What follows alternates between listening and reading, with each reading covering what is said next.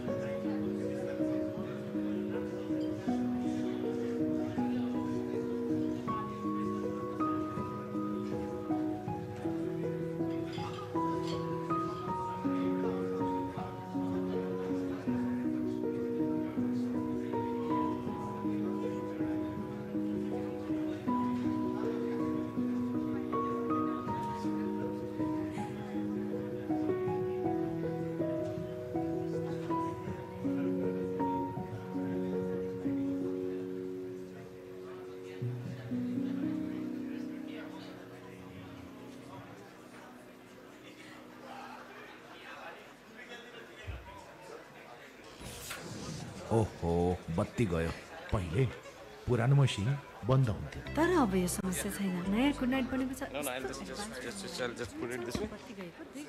Okay.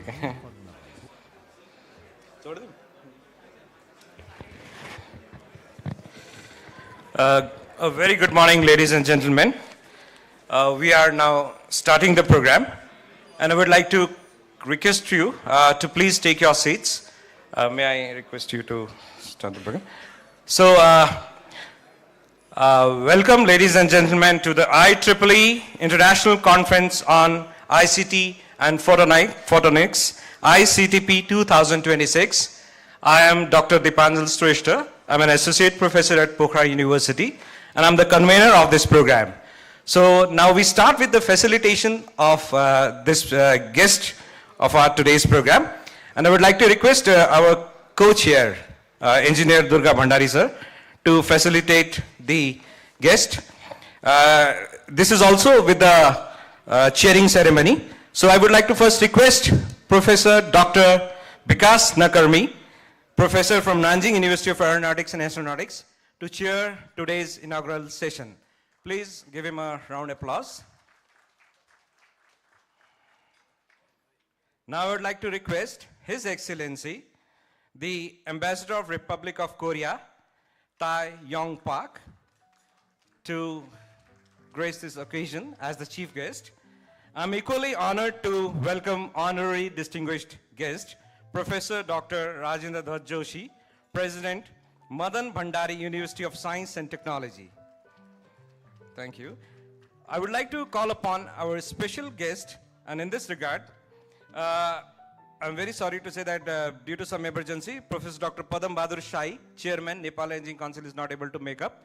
Now I would like to call upon our next special guest, Dr. Ravindra Prasad Dhakal, President, Nepal Academy of Science and Technology. Thank you, sir. I would like to call upon Professor Seung Hun Han, KSGID, as our special guest for the inaugural session. I would like to call upon Professor Dr. Arun Timilsina, sir, the IEEE Chair, Nepal Section. Thank you, sir, for gracing the occasion. Now I would like to request Professor Dr. Binay Kumar Mishra, who is also the representative of Pokhara University and the Director of School of Engineering. I would like to call upon Professor Dr. Tri Ratna Bajracharya. He is the President of the RECON, one of the main organizers of this event. Accordingly, I would like to call upon Professor Xu Ping Tsang, Nanjing University, China. She's a senior IEEE fellow member. Accordingly, I would like to call upon Chang Hee Lee, fellow IEEE, senior member. I would also like to call upon Dr. Chul Ho Lee, KAIS GDI, to grace as a special guest.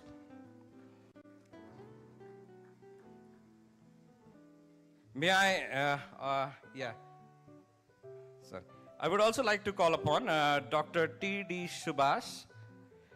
He is also the IEEE governance member to take as a special guest seat.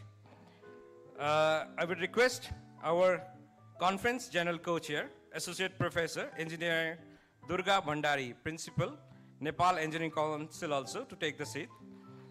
I'm equally honored to welcome some of the very distinguished professors. My guru also, Professor Dr. Shashi Ram Joshi sir, to take the seat of the special guest in his own place. Accordingly, I would like to request one of the leading woman professors, Professor Dr. Timila Yami Madam, to facilitate as the, to take the seat of the special guest. Accordingly, I would like to request all the plenary speakers, session chairs, distinguished professors, researchers, and authors to take their seats in their own respective seats. I would like to request government officials and heads of different academic institutions who have graced this occasion to take their respective seats. I would like to call upon a representative from supporting partners, our sponsors, media persons, representatives from NGOs, INGOs, participant volunteers, ladies and gentlemen.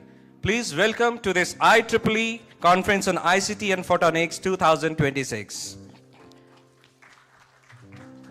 Thank you. Now, after this, we would like to move upon to a small video presentation of this ICTP 2026. Thank you.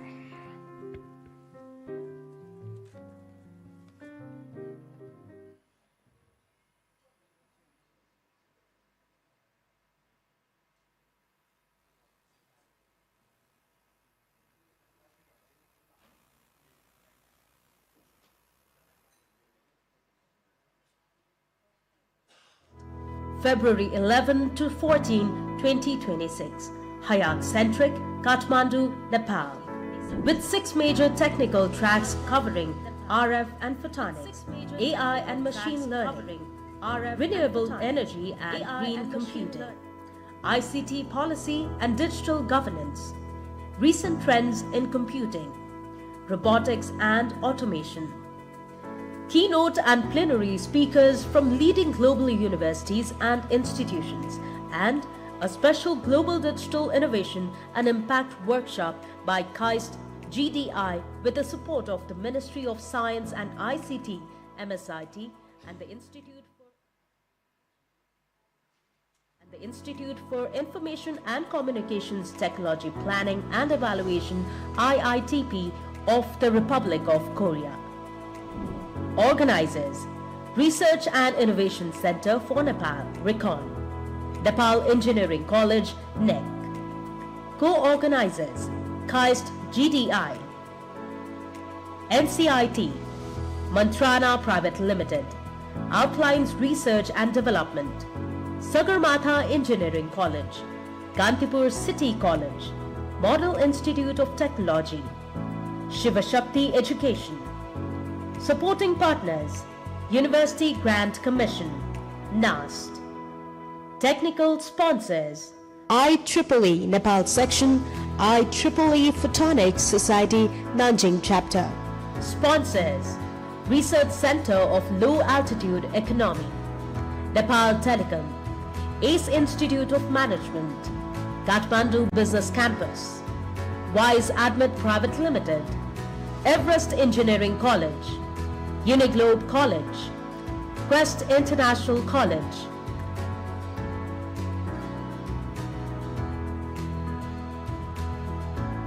IEEE International Conference on ICT and Photonics, Ictp 2026.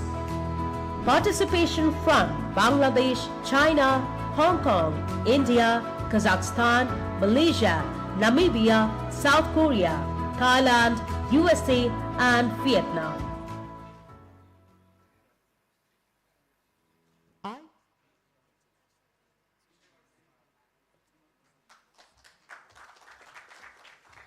Thank you, ladies and gentlemen.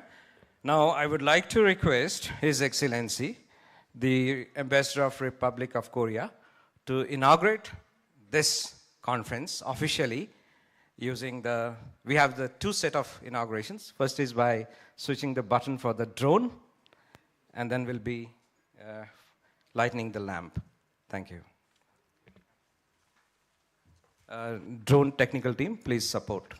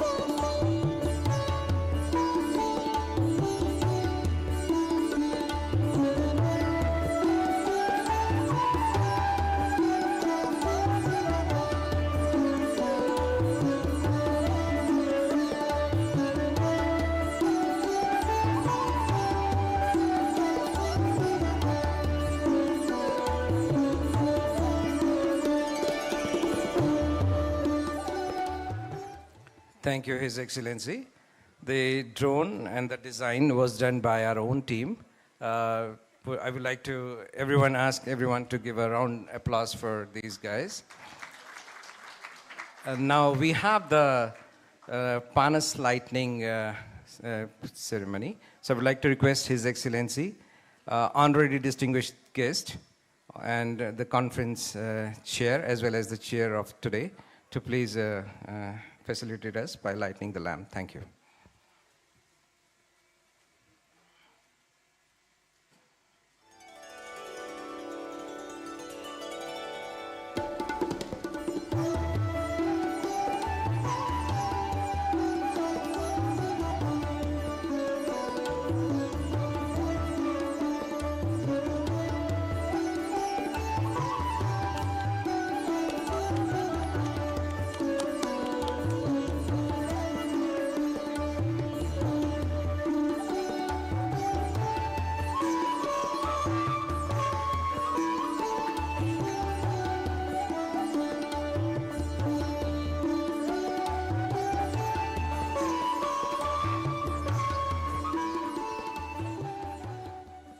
Thank you, honorable distinguished guest, for honoring us with the lightning of the panas.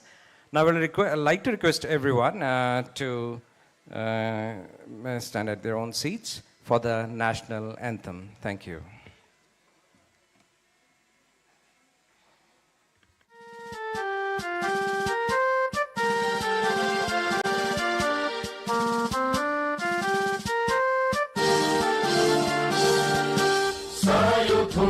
Phulka हामी एउटै माला नेपाली सार्वभौमै फैलिएका मेची महाकाली सयौं थुङ्गा फुलका हामी एउटै माला नेपाली सार्वभौमै फैलिएका मेची महाकाली प्रकृतिका कोटि कोटि सम्पदाको आचल वीरहरूका राजधानी स्वतन्त्र ज्ञान भूमि शान्ति भूमि तराई पहाड हिमाल अखण्ड यो प्यारो हाम्रो मातृभूमि नेपाल बहुजाति भाषा धर्म संस्कृति छन् विशाल अग्रगामी राष्ट्र हाम्रो जय जय Nepal.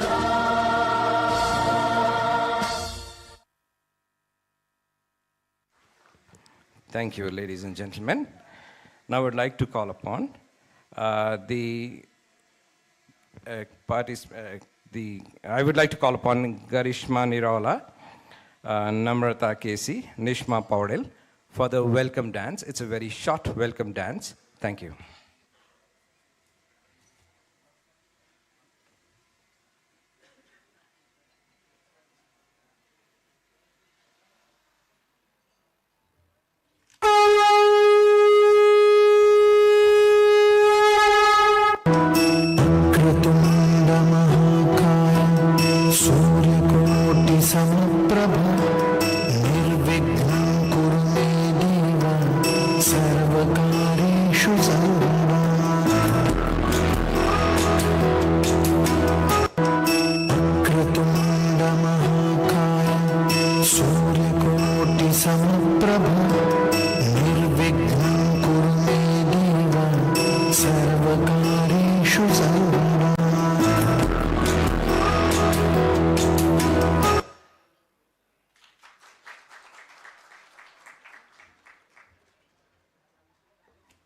Thanks to our talented students. Now I would like to request the conference chair, Professor Dr. Bikas Nakarmi, to give his welcome address. Thank you.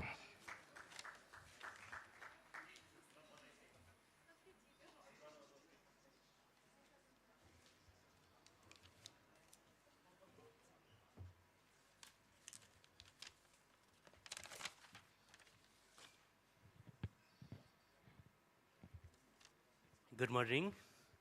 Subho Pravat.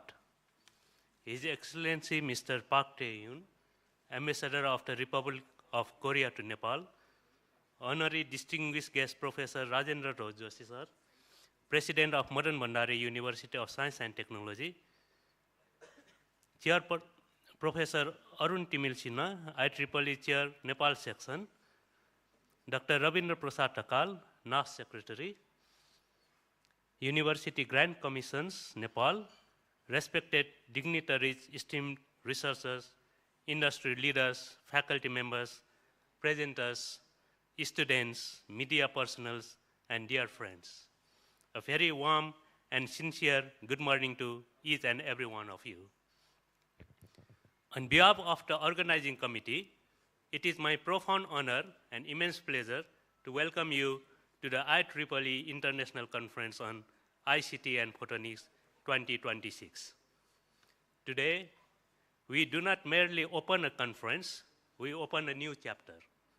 It is a moment of immense pride for us to gather here today as the IEEE ICTP 2026 marks a historic milestone for Nepalese scientific and technology community. This is the first time IEEE ICTP conference is being hosted in Nepal, fully organized by a Nepalese team, with technically supported by IEEE Nepal section and IEEE Photonics Society Nanjing chapter. Bringing this prestigious IEEE international platform to Nepal reflects our growing research capacity, our expanding professional community, and our commitment to contributing meaningfully to the global IEEE ecosystem. IEEE ICTP 2026 brings together researchers, industry experts, policymakers, and practitioners from around the world to exchange ideas at the intersections of information and communication technologies, RF and photonics, AI and machine learning, recent trends in computing, ICT policy and digital governance, renewable energy, and green computing, and robotics and automations. These domains are critically important for global progress and are especially relevant for countries like Nepal, which are undergoing rapid technology and digital transformation while advancing sustainable energy development.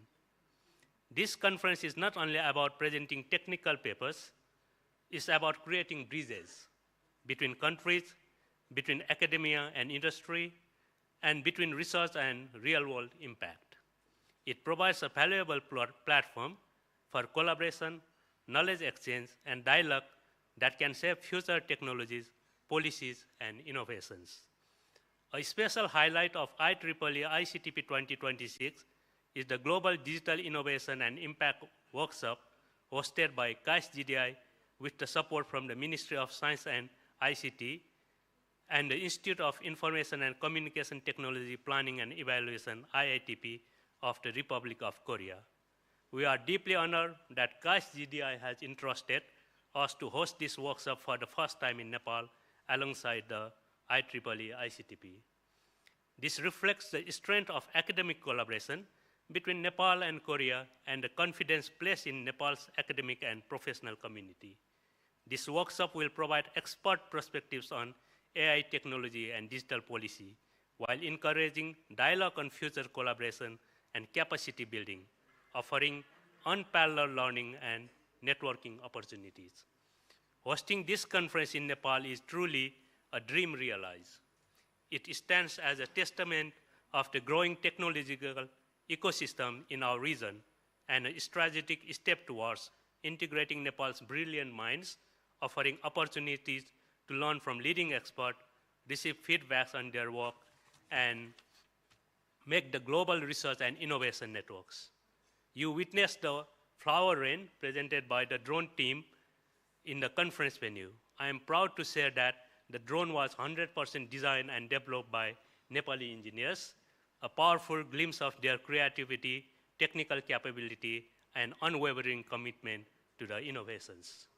We hope this event will serve as catalyst, inspiring the next generation of Nepali engineers, scientists, and innovators to think bigger and reach beyond. To our international delegates, welcome to Nepal. We hope you will experience not only a meaningful academic knowledge exchange, but also the warmth of Nepali hospitality and the inspiring spirit of this beautiful nation. As we begin the conference, I encourage all participants to actively engage in the sessions, exchange ideas, openly explore opportunities for collaboration, and also take time to explore Nepal's rich culture, warm hospitality, and natural beauty. Before I conclude, I would like to express my sincere gratitude to His Excellency Ambassador, Mr. Park Tae-young, for taking out time from your busy schedule to grace this event, honorary distinguished guest Professor Rajendra Joshi sir, and all distinguished guests for the supporting and being part of it. IEEE Nepal sections and IEEE Photonics Society Nanjing chapter, our technical co-sponsors, partners, keynote speakers, Professor Chang Hee, Professor Chul Lee from KAIST Korea, Professor Narayan C. Devanath from Eastern International University, Vietnam, Professor Pan Silong, Assistant to President NUA, who will be joining us through virtual sessions, Professor Zhang Suping, Nanjing University, Professor Dr. T.D. Subhas, IEEE governors, reviewers, session chairs, presenters, volunteers, and organizing committee members whose dedication and tireless efforts have made this conference possible.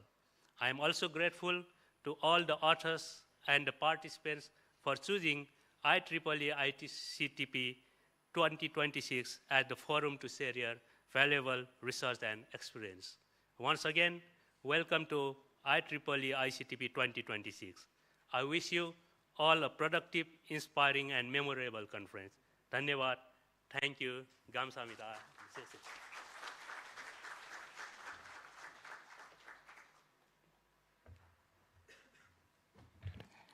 Thank you, Professor Vikas, the chair of the conference, for his very inspiring and warm speech.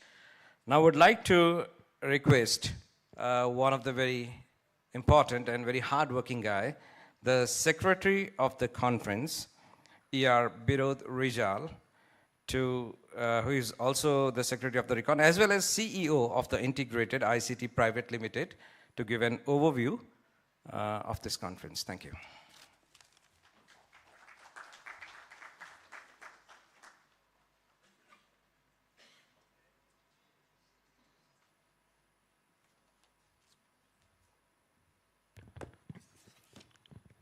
A very good morning and namaste to all.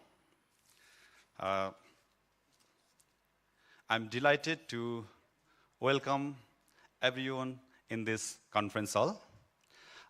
Respected chair of this conference, the chief guest, His Excellency Tai Yong Park, the Ambassador of Republic of Korea to Nepal, and all the dignitaries sitting in the dais, all the respected personalities, respected professors, respected educators, and international guests in this very good morning. Okay, so I'm going to give a very brief overview of the presentation. I'm delighted to share the overview of the conference here. So while beginning the idea of this ICTP 2026, we started it last year in 2025. The idea was to establish the culture of research and knowledge sharing within the country, to foster the collaboration between the institutions, and to support the academia in terms of research and publication.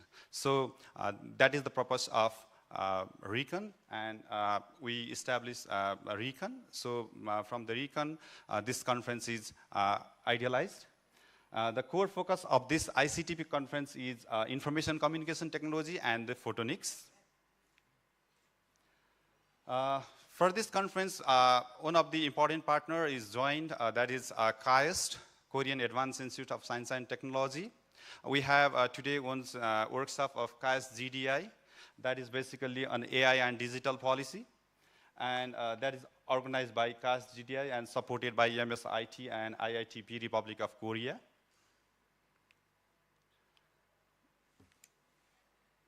So regarding the ICTP 2026, we have got like more than five international keynote speakers, 13 plenary talks, 52 oral presentations, and 24 poster sessions. All these have included in our abstract book. I hope you all have got this abstract book, right? So the organizer of this conference are Recon, Research and Innovation Center for Nepal. That was established in 2024. And it's not profit distributing company. And Nepal Engineering College, a pioneer engineering college in Nepal, having more than 30 years of experience, and like they are also not-for-profit organization.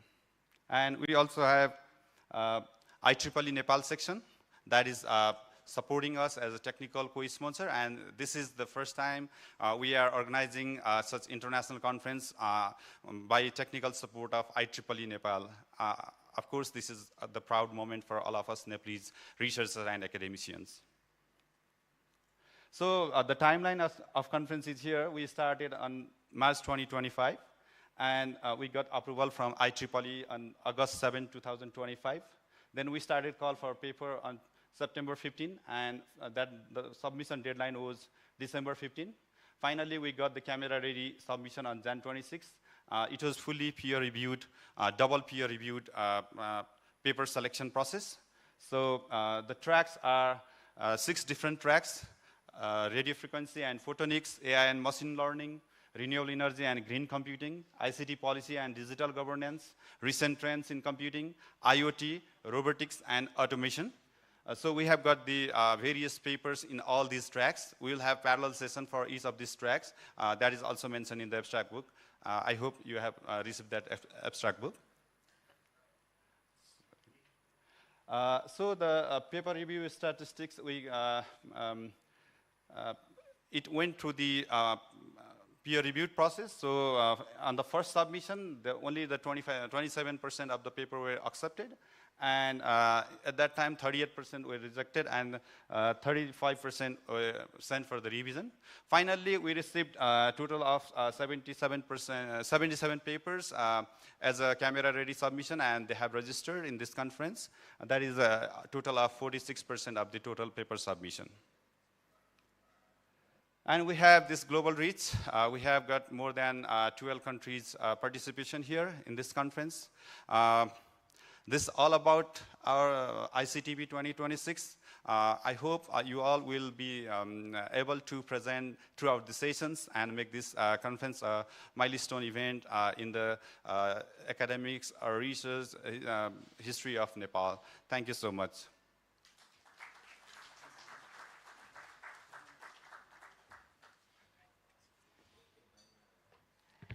Thank you, Engineer Birod Rijal, for a very short and quick overview of the conference. Now I would like to welcome Professor Sang Hun Han, Dean, KSGDI, for his remarks. Welcome, sir.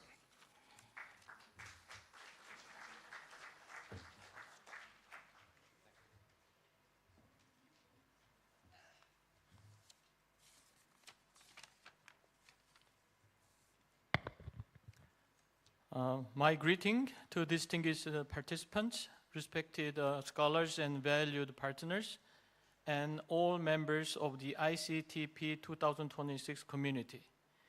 It is a great honor to be a part of IEEE ICTP 2026, a landmark moment as this flagship IEEE conference is being held in Nepal for the first time. I would like to express my sincere thanks to Professor Bikash Nakarmi and the organizing committee, along with the RECON, NEC, and the IEEE Nepal section, for the dedication in bringing this important event to Kathmandu. ICTP 2026 highlights the Nepal's growing role in the global innovation landscape, with its broad technical tracks from AI to renewable energy, robotics, ICT policy, digital governance, and the first ever photonics track in Nepal. This conference reflects the rapid technological convergence shaping our future.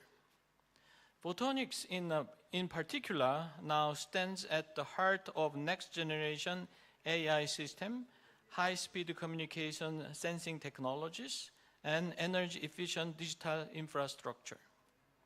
As the Dean of the Graduate School of Global Digital Innovation at KAIST, I am especially pleased that our institution is contributing to this year's program through the special workshop on global digital innovation and impact. This workshop brings together policymakers, district governors, leaders and experts from Korea and around the world to share emerging insight on AI strategies, data development, cybersecurity, and international cooperation. I believe this will provide valuable opportunities for Nepal to explore new pathways for sustainable and inclusive digital transformation. I wish all the participants a productive and meaningful conference, and I look forward to deepening collaboration between Nepal and KAIST in the years ahead. Thank you very much.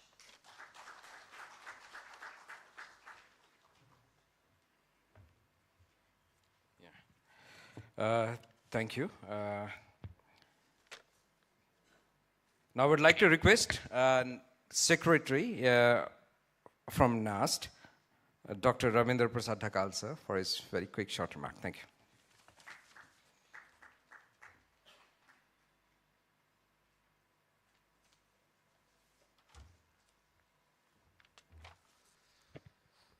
Thank you, and good morning to everyone. Chairpersons of this conference, and then chief guest, special guest, and the dignitaries in the dais and the floors. This is very much good morning from Nepal Academy of Science and Technology and from my personal capacity. And I am very much pleased and very much happy to welcome you all from the 12 different nations participating and contributing their academic progress and activities as research papers to this floor, bringing all these informations to the Nepal, which is very much dire need to have interactions with the experts and researchers from around the globe. So in these connections, I would also like to thank IE International Conference ICTP 26 inviting us as a supporting partner in the professional capacity to Nepal Academy of Science and Technology. And for your kind information, I would like to also inform you that Nepal Academy of Science and Technology has been started, maybe humble start in the different arenas of IT sector, ICT sector, digital innovations, and other activities. For your kind information, I would also like to inform that we have established Information Access Center in the support of Korean government in Nepal Academy of Science and Technologies, by which we have reached more than 14,000 citizens of the country, giving orientations of the ICT literacy around the nook and corner of the countries. And in the same time, we also would like to share and highlight what we have done to the Korean government and presented our activities to the National Information Society agencies in NIA, in which we have contributed compete with the video competitions. And this year we stand third positions and garner $1,000 awards as being the third centers around the globe, in which there are more than 60 centers in the globe. So in the 2022, we also received one award from the Korean government itself, being the best center of the IAC, Information Access Center, in which we also get highlighted our AI or maybe ICT literacy, and that we have tried our initiative to reduce the digital gap among the urban areas and the rural areas, scattered in different walks of life of the professional life, like the men and women and maybe different professional life. In these connections, we also like to inform you that Nepal Academy of Science and Technology, we do research, and we have started the launching nano satellite this year, Munal, which was being penetrated down to the middle schools student, and they have developed its own nano satellite and recently launched from the ISRO in collaborations with the Indian Foreign Affairs Ministry. At the same time, we have also launched the Sleeper to Sat missions being supported by the Chinese government, in which the Chepang community student, they have developed the nano satellite. We have successfully launched and is still communicating from our ground stations. So we are trying our best to support the researcher in the ICT sector, photonic sectors, robotic sectors, and then we are also trying to support the robot launching initiative developed by some startups, and we are also keep supporting them in our laboratories and providing the mentorship to them. In addition to that, we are also supporting the Innovations Fund for the researcher. I have seen that the various university and research center, and they need financial support, mentorships, and working places. and also need the collaborations to work together for the different disciplines. So in these connections, Nepal Academy of Science and Technologies always stand with you and keep supporting you and join hands to invite the international collaborating partners like the Korea, China, India, Japan, and USA and other countries. So in these connections, I also like to welcome the foreign delegates who may better contribute and, assessing or maybe having the need assessment of the countries in the professional and maybe in the research areas, so that we can have a seat together and in which areas that we can work together for the coming days. So in these connections, I would like to wishes from the Nepal Academy of Science and Technology to have the grand success of this conference, for the best delivery of your contributions, and that may help for the prosperity and the development of the countries in the professional sectors of this IEEE, and then photonics and other areas that you could better contribute in the days to come. So thank you very much for inviting me and giving me the opportunity to have few words from professional contributions that we could do in our academy, and then we also being ready to support you, the researcher, and the very distinguished ladies and gentlemen, to keep supporting and work together with you for the joint initiatives in the days to come. Thank you very much. Thank you, sir, for letting us know about the collaboration, letting us know about the comprehensive work that NAST has done and how it is supporting the academia for innovation and research. Now I would like to call upon a very important person, also one of the organizers and technical sponsors. May I request Professor Dr. Arun Timilsina, sir, IEEE Chair, Nepal Section, for his quick remark. Thank you.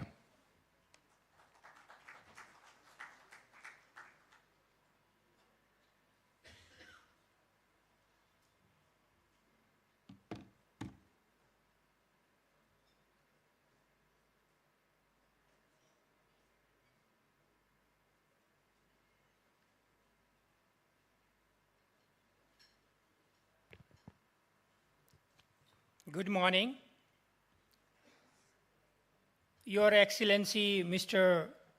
Tae Yong Park, Ambassador of Republic of Korea to Nepal, Honorable President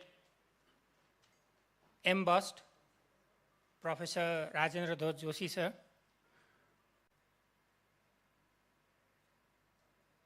Professor Shen Hun Han, Dean Kaest,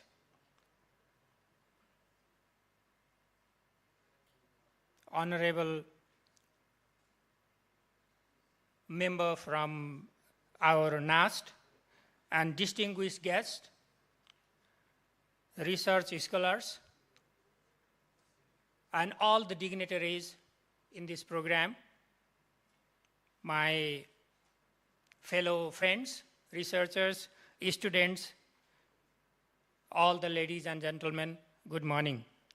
It is both a privilege and a profound honor for me in this capacity as an chair of IEEE Nepal section to welcome all the delegates to this international conference, ICT and Photonics 2026.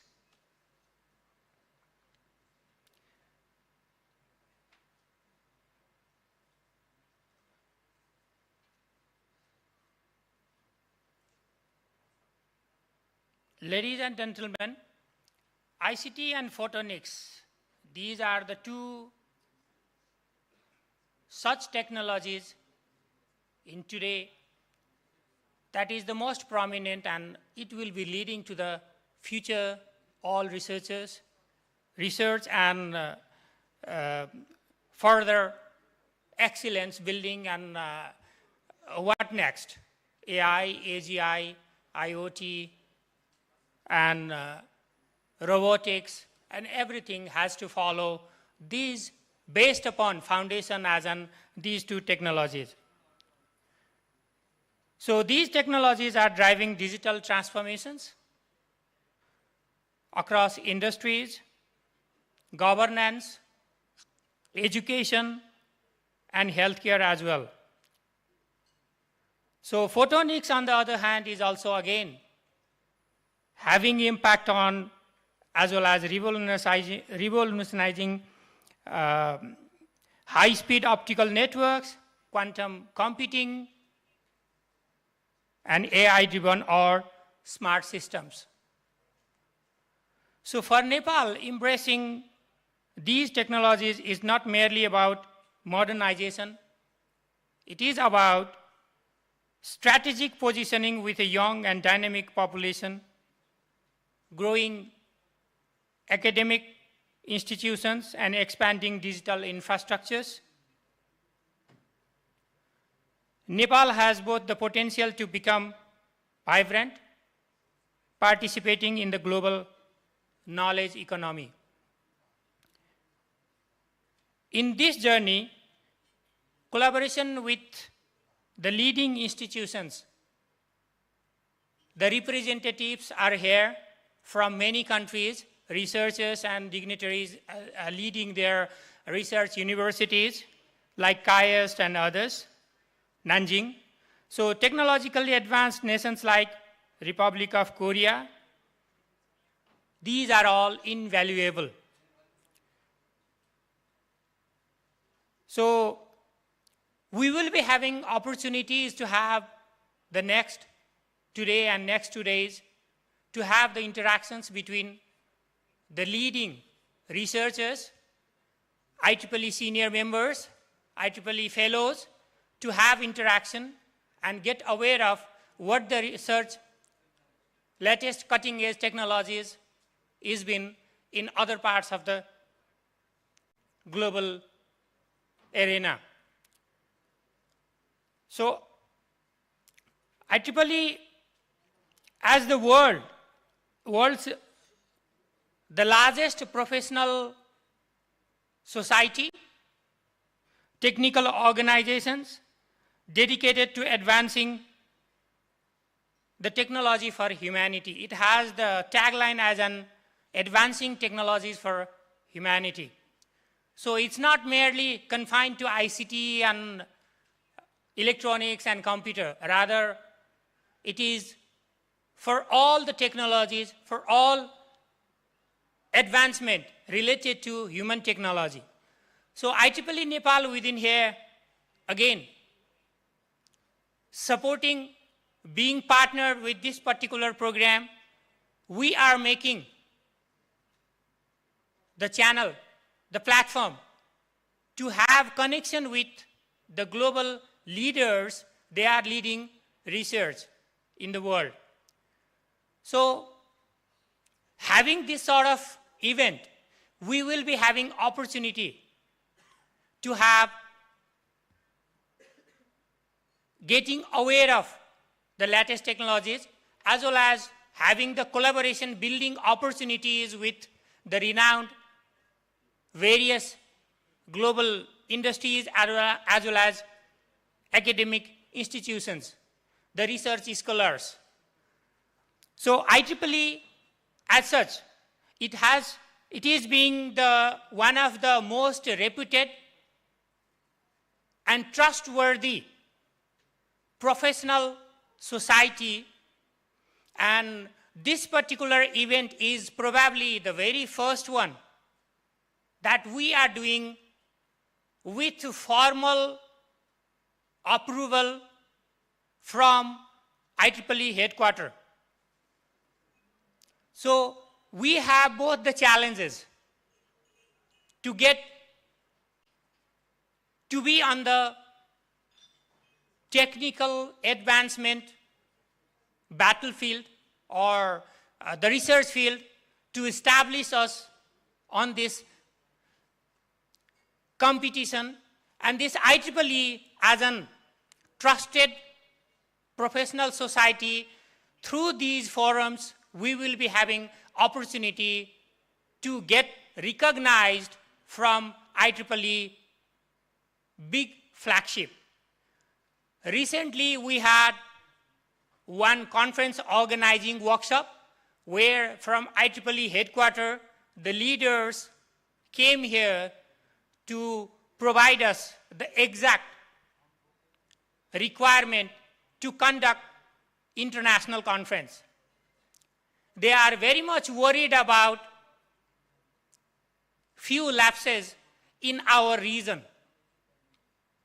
And that is, of course, IEEE runs globally more than 2,400 conferences in a year.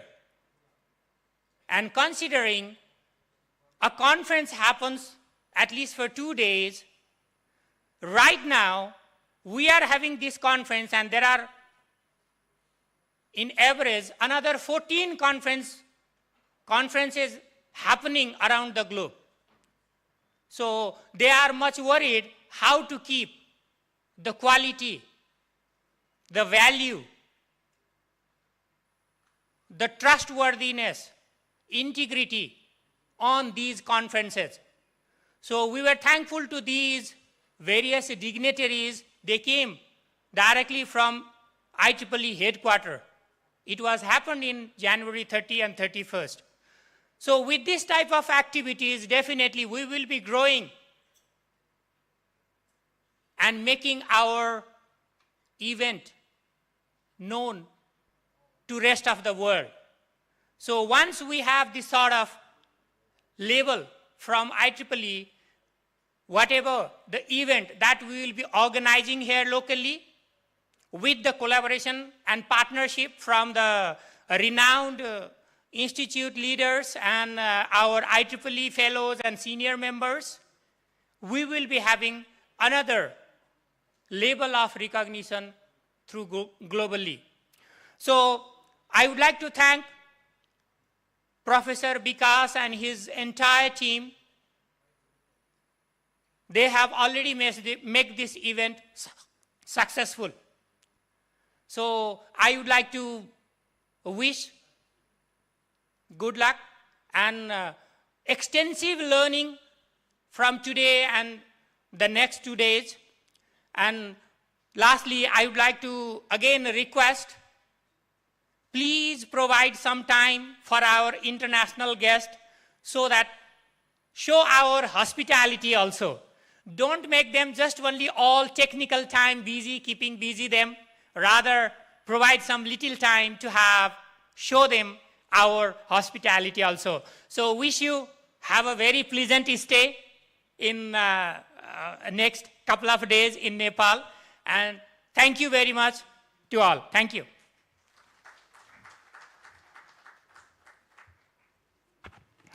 Thank you, Professor Arun Temilsina, Section Chair of Nepal.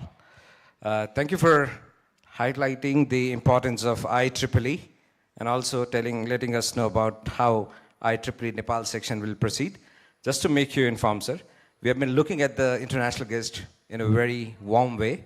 Some of them have been to Nagarkot, and then some of them will be going on a tour with us on the last day. So we haven't actually left any corners unturned for the hospitality. And now it's time for me to welcome a very honorable and our distinguished guest, special guest, honorary distinguished guest, Professor Dr. Rajendra Joshi, sir, who is the president of MBUST, for his remarks. Thank you.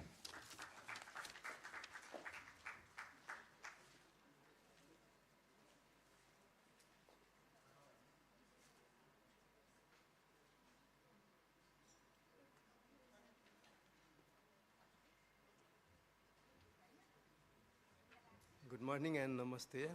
I am delighted to see some of our students. His Excellency Theom Young Park, Conference Chair Professor Vikas Nakarmi.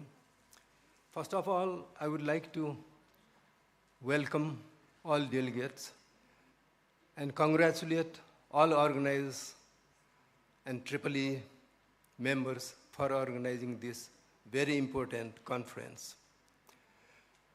I take pride in organizing first conference in Nepal, partly because I am electrical engineer, very well electrical engineer. I completed electrical engineering in 1974. Then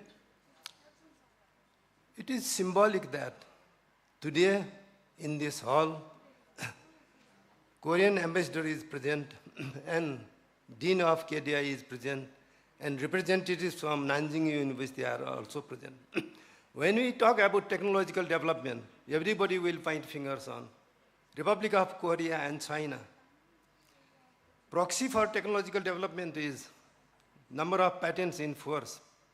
In China, number of patents in force recently is 3.5 million. In Republic of Korea, which is much smaller by dimension, is more than 1.5 million. So it's truly symbolic that this will help Nepal to grow in terms of technological research, in which we are making baby steps, to be very frank. And it is very good that their presence, their linkages will help. Now I will go to my own university. My own university is very young. We started 2 years ago. Now we are offering 9 programs in PhD and master's degree, including PhD and master's degree in AI, which is one of the topics of this conference. Our university, Madan Bandari University of Science Technology, actually wants to emulate China and Republic of Korea. Luckily, our trustee is Professor Nam Pyao Su, who was president of KAIST, and recently Professor Vikas Nakarmi has accepted graciously the position of honorary chair for research and innovation in our university. So basically, we are making baby steps. We are joining the bandwagon for research in Nepal. We are happy to note that our all master's degree programs are research-oriented. PhD by design is research-oriented. So we cannot talk much about achievement we have already made, but being a university which is fully autonomous, research-oriented university by nomenclature, and destined to be world-class by mandate, we seek hands-off cooperation from Nanjing University, KAIST, KDI, with whom we are meeting tomorrow. So we would be very happy if we could help in any way to push research to a level which is much higher than which used to be. We are struggling to research for 30 years. I have been in the university business almost 5 decades, but pushing research has been difficult. But with this EEE conference, which is a milestone, as well as birth of a university which is research-oriented, we hope we will be able to make some headway. At the end, I would like to wish grand success for this conference. Special thanks to so many international participants. Research is international. Research cannot be national. Research does not have boundaries. And such a special topic, photonics and ICT, which should make a lot of difference for Nepal. At last, I would like to thank really for inviting me to this conference. Thank you very much to organizers, supporters. I take leave with these words of congratulations as well as success for this conference. Thank you very much.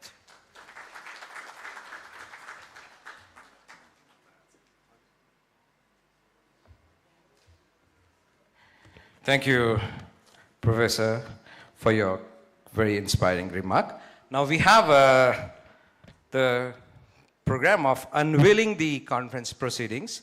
So we'd like to take the opportunity to invite His Excellency, Honorable Distinguished Guest, Conference Chair, then our General Co-Chair, and also our General Co-Chair, A.R. Ganga Subba Gurung. Sorry, Ganga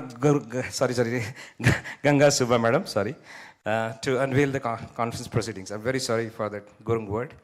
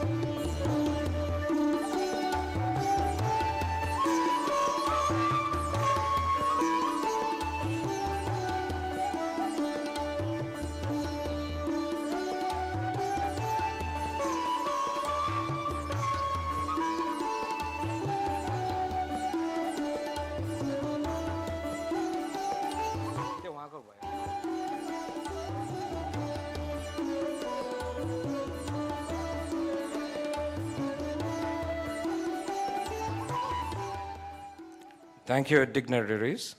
Our general co-chair, Engineer Ganga Subba, she's representing the women of Nepal, and she's also been working very hard. She's also one of the organizers from the core team. Thank you very much, madam, for your favor.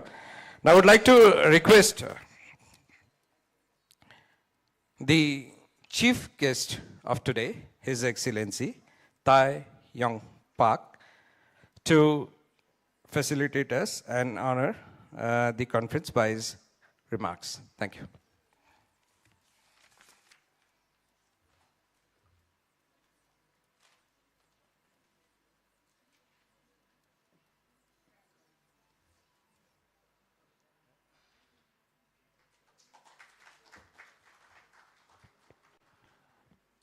Namaskar. Good morning. 안녕하세요. 아주 베테랑 쿠시라교 all of you. Today kushirago to be a part of ICTP 2026 today. Successful hosting of this ICTP 2026 ko 대리 수박가모나. Respected conference chairs, Dean Mr. Han Sing-won, Professor Bikash Nagarmi, and organizers, esteemed professors, scholars, researchers from around the world and KAIST, and dear students, ladies and gentlemen.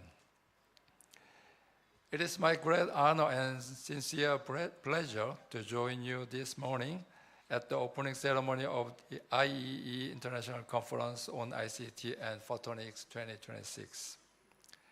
I warmly congratulate the organizers for taking this remarkable initiative and hosting this global event, the first IEE conference in Nepal, organized under the leadership of RICON, Nepal Engineering College, and supporting partners and technical partners, Nepal section of IEE and IEE Photonics chapter in Nanjing. I really appreciate their hard work preparing this ICTP 2026 in Nepal. This is truly proud and landmark moment for Nepal's scientific and academic community. I'm especially pleased that this important conference is being held together with Global Digital Innovation and Impact workshop led by KAIST Graduate School of Global Digital Innovation, GDI, with the support of the Minister of Science and ICT of the Republic of Korea. This collaboration reflects the strong and growing partnership between Nepal and Korea in science, technology, research, and digital innovation. In today's rapidly changing world, technologies such as ICT, photonics, artificial intelligence, and digital governance are not only transforming industries, but also shaping our societies and our future.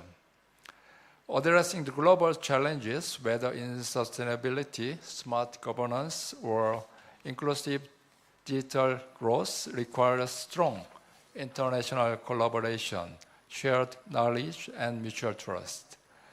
Platforms like ICTP 2026 play a vital role in bringing together researchers, policymakers, innovators, and young talents to exchange ideas and translate research into meaningful impact.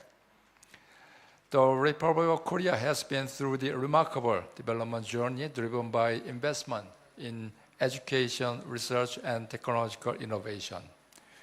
We firmly believe that technology, when guided by sound policy and global collaboration, can be a powerful force for sustainable and inclusive growth. In this spirit, Korea remains committed to strengthening cooperation with Nepal and beyond Nepal, supporting capacity building and sharing experience in digital transformation and innovation-driven development. For example, Korea has worked together with the government of Nepal to establish government integrated data center and cybercrime bureau in Nepal police. No need to mention about collaboration with NAST, already mentioned by the Secretary of NAST. I'm delighted to see enthusiasm of young researchers, students participating in this conference. I believe Nepal has a very talented, capable ICT or human resource. You are the future leaders and innovators who will shape the digital world of tomorrow. I hope this ICTP conference inspires participants to think creatively, collaborate across borders, and pursue research and innovation that serve each nation and global community together. Lastly, I wish ICTP 2026 and KAIST GDI workshop great success. I sincerely hope that discussion during this conference will inspire new ideas, meaningful partnerships, and further strengthen the global cooperation between Korea and Nepal and participating countries in the field of research, science, and information technology. Thank you very much. And 데레데레 더녀밭 감사합니다.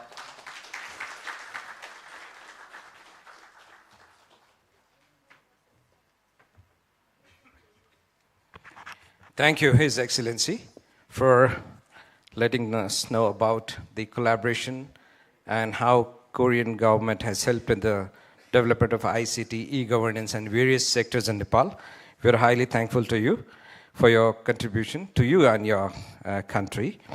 Now I would like to request the organizing co-chair, Engineer Durga Prasad Bhandari, sir, who is also principal of Nepal Engineering College, to give his vote of thanks.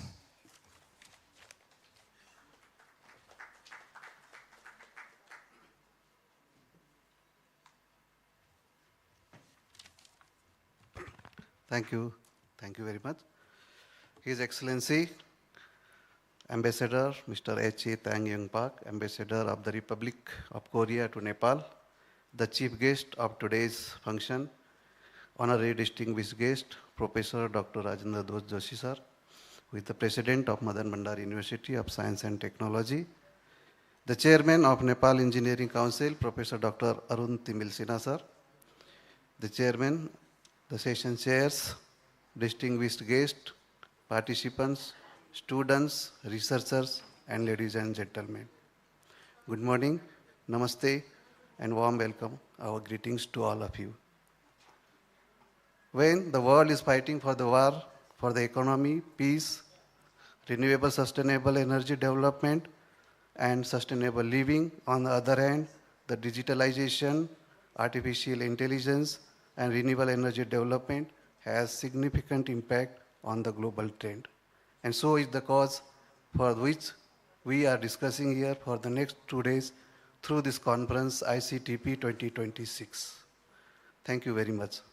First and foremost, His Excellency, Ambassador of the Republic of Korea to Nepal, we are honored by your presence. We are very much grateful to you for inaugurating the conference and encouraging us. Equally, we are very much delighted for the presence of distinguished honorary guests sitting on the dais, plenary speaker, key speakers, as well as researchers from the KAIST GDI team, Korea. Thank you very much. As the Nepal Engineering College, one of the organizers of this conference, along with the RECON, I am especially pleased that our institution mutually is contributing to this year's conference. I would like to express my sincere thanks to IEEE Nepal section for supporting and motivating us in bringing this important event to this beautiful Himalayan kingdom, Kathmandu, Nepal. Our heartiest thanks to KAIST GDI, supporting partners, University Grand Commission Nepal, Nepal Academy of Science and Technology, national and international speakers, educators, researchers, presenters, academicians, participants, delegates, all the co-organizers, reviewers, financial sponsors, Nepal Telecom, and others, and Nepal technical sponsors, IEEE Nepal section, IEEE Photonic Society, Nanjing chapters, media from different sectors, and all the well-wishers for the valuable support, guidance, and eyeing the grand success of this conference. I thank you all for being here and wish you that these coming 2 days of discussions and the debates will be the very fruitful and contributing to the country's development as well.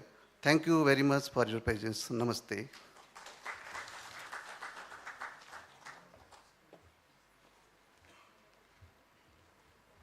Thank you, Conference Co-Chair, for the word of thanks. Now I would like to request Technical Co-Chair Niranjan Khakurel, Engineer Niranjan Khakurel, who is also the Principal of Nepal College of Information Technology, and Engineer Ganga Subba, Madam, to honor our distinguished guest, Professor Dr. Rajendra Dutt Joshi, sir, President of MBUSD, to receive the token of love from the conference committee. Thank you.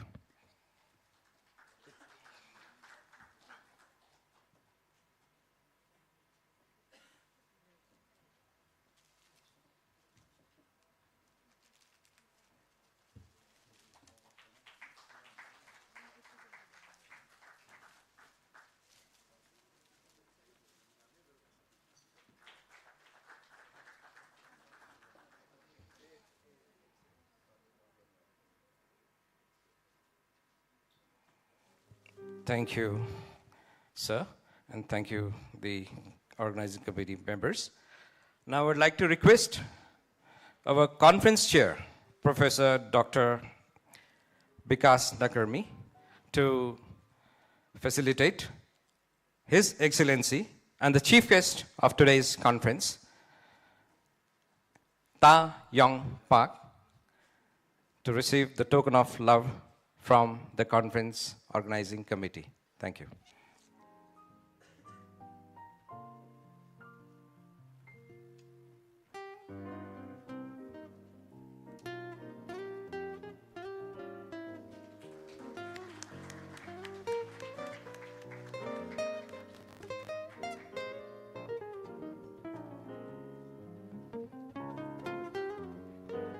Thank you, His Excellency. I will request the conference chair to be on the stage again.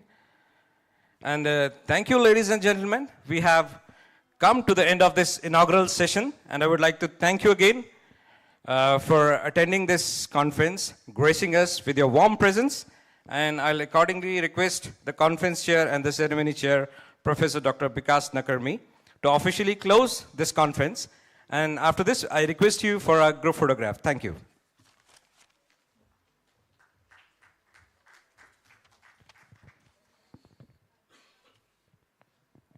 His Excellency Mr. Park Tae-yong, Ambassador of the Republic of Korea to Nepal, honorable distinguished guests, respected dignitaries, esteemed researchers, industry leaders, faculty members, students, media personnel, and dear friends. From the bottom of my heart, I sincerely thank all of you for taking time out of your very busy schedules to join us today at this inaugural session of the first IEEE conference on ICT and photonics. Your presence truly means a lot to us. It has made this opening not just formal, but beautiful and memorable. With great pride, we have now officially inaugurated the conference. In the past hours, we have experienced something special. The flower rain by drone, symbolizing innovation, the lighting of the panas, symbolizing wisdom and tradition, and the inspiring remarks from our honorable guests, distinguished dignitaries. For me personally, these were not just ceremonial activities, they represented the journey, effort, and shared vision behind bringing this ICTP to Nepal. Your words of encouragement and support have strengthened our confidence. As an organizing team, we feel more motivated than ever to make the next 2 days meaningful and impactful. On behalf of the entire organizing committee, and also personally, I'd like to once again express my heartfelt gratitude to His Excellency, the Ambassador of the Republic of Korea to Nepal, our honorable guests, respected dignitaries, speakers, participants, and every individual who is part of this conference. We have heard the vision, we have seen the enthusiasm, now we have moved towards actions. For me, the inaugural session is the promise of the conference, and the technical sessions are the proof. The 6 technical tracks that will begin after this inaugural session are not simply a sequence of presentations. They are spaces where ideas will be challenged, refined, and strengthened. They are where theory meets real-world challenges. They are where what if becomes this is how. I truly hope that over the next 2 days, you will not only present your work, but also find collaborators, spark new ideas, and perhaps even discover new direction for future research. We are deeply honored to host such distinguished keynote speakers. Shortly, we'll begin with Professor Zhang Shuping from Nanjing University, China, Dr. Chulho Lee from KAIST, Korea, Professor Silong Pan joining virtually in the later, and tomorrow we'll have the privilege of hearing from Professor Chang Hee, IEEE Fellow and former Head of Electrical Engineering at KAIST, Professor Naren C. Devannath from Eastern International University, Vietnam, joining virtually. To all our keynote speakers, thank you for your trust, your time, and your contribution in making this ICTP technically strong and internationally connected. Once again, thank you to everyone present here today. Your presence is not just attendance, it's encouragement, partnership, and belief in what we are building together. With this, I would like to formally conclude this inaugural session and open the technical sessions, beginning with our keynote talks in a few while. Please refer to the printed book, programs, or signage for details in session information in every technical sessions room. Thank you very much. Let us begin the technical journey of IEEE ICTP 2026. Thank you very much.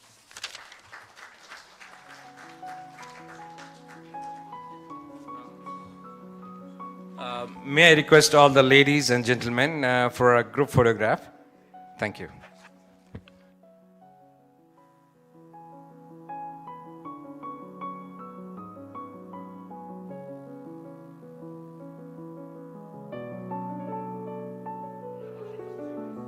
First, I would like to request the front dais to have a photograph. I'll also request the distinguished professor from Nepal to join us here for the photograph. And then we'll have a group photograph for everyone. Thank you.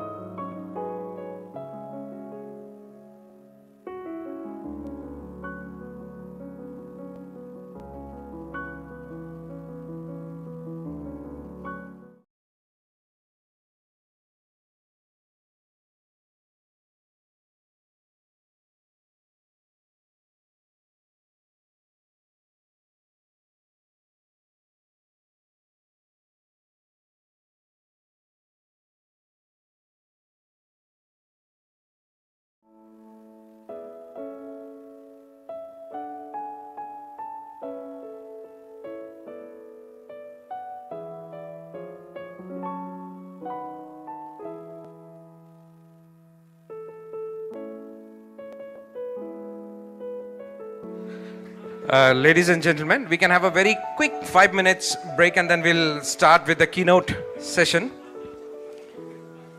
I will request the technical team to get ready for the keynote address 1. And the title of the keynote is Road Traffic Infrastructure Monitoring System based on Distributed Optical Fiber Sensing.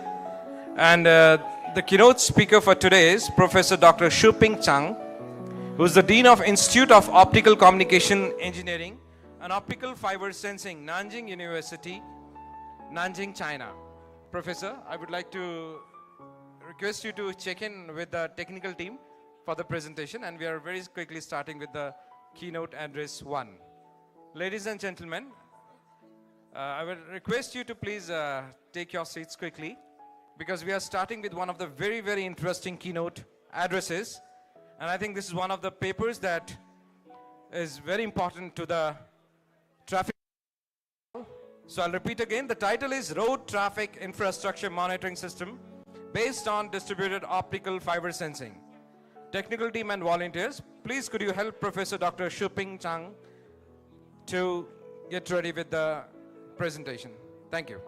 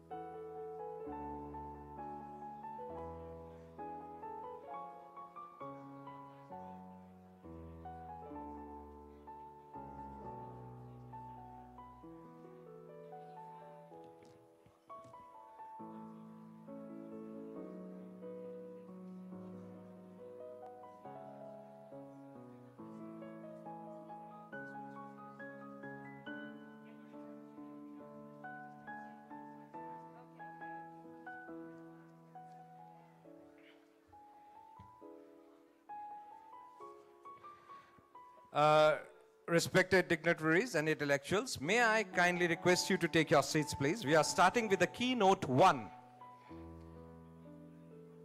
Volunteers, could you please help the dignitaries to take their seats?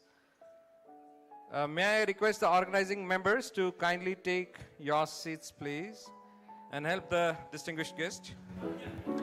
We are starting with keynote 1. And just to reflect you, this is very important. And the title of the keynote is Road Traffic Infrastructure Monitoring System based on Distributed Optical Fiber Sensing.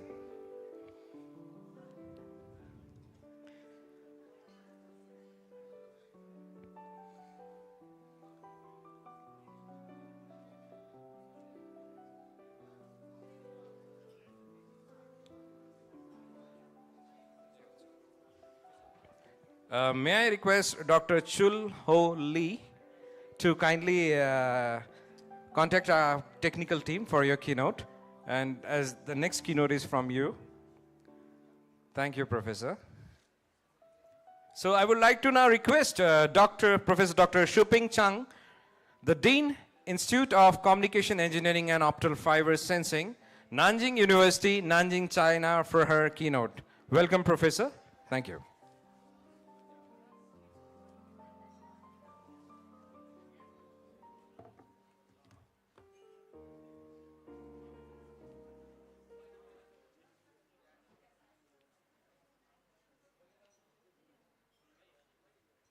Okay. Good morning, ladies and gentlemen. It's my great pleasure to give the presentation here, and thanks for the invitation of the organizer and the introduction. My topic today is the road traffic infrastructure monitoring system based on distributed optical fiber sensing. This outline of my talk. Firstly, I'd like to give some introduction about the distributed optic fiber sensing.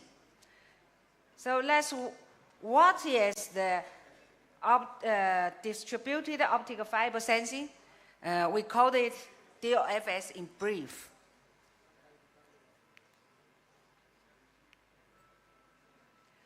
You know that the optic fiber has some many advantages, especially compared to the electrical ones, such as the very small size, just as small as the hair.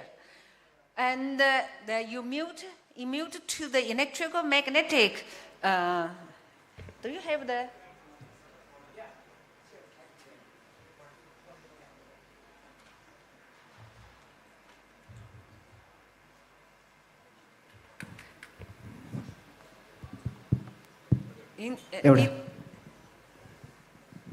Okay, thank you.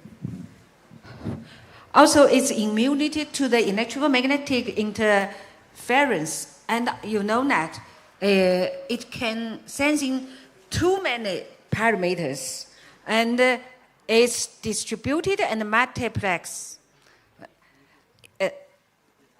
And they are very sensitive to external, it's very sensitive to the external disturbance. And also they are long distance, remote monitoring, and it can be competitive with the data transmission network. So you can have a long distance, large areas monitoring. For the optic fiber sensor, we have point sensors, a quasi-distributed sensor. That means you can have several point sensors, together. And also we have the distributed. As you can see now, the distributed sensing system, you can use only a fiber.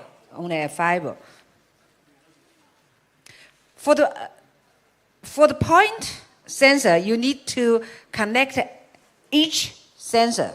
So you get many lines. And for the quasi-distributed sensor, you need,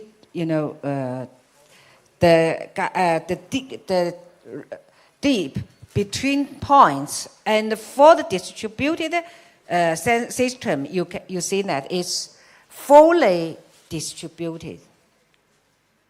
So what's the working principles? If you have the sensing fiber, you can use the communication fiber as the sensing. So when you have the proper light, it doesn't work? Oh, okay. It's not sensitive. So, when you get the backscattering light, you can get, the events, the disturbing events along the fibers, such as the temperature, the change of the temperatures, and the vibration and the strain. The vibration may be caused by the digging, the drive of car and anything. Also, the strain can also caused by the press or pressure and anything which may make some dips to the fiber. So you can get the infants with the pulse. And also, as you know that, the distance between the pulse, the injection pulse and the backscattering, you can get the location of the event. So if you use the distributed fiber sensing system, you can know the changes of several things at the simultaneous, and also you can get the event location.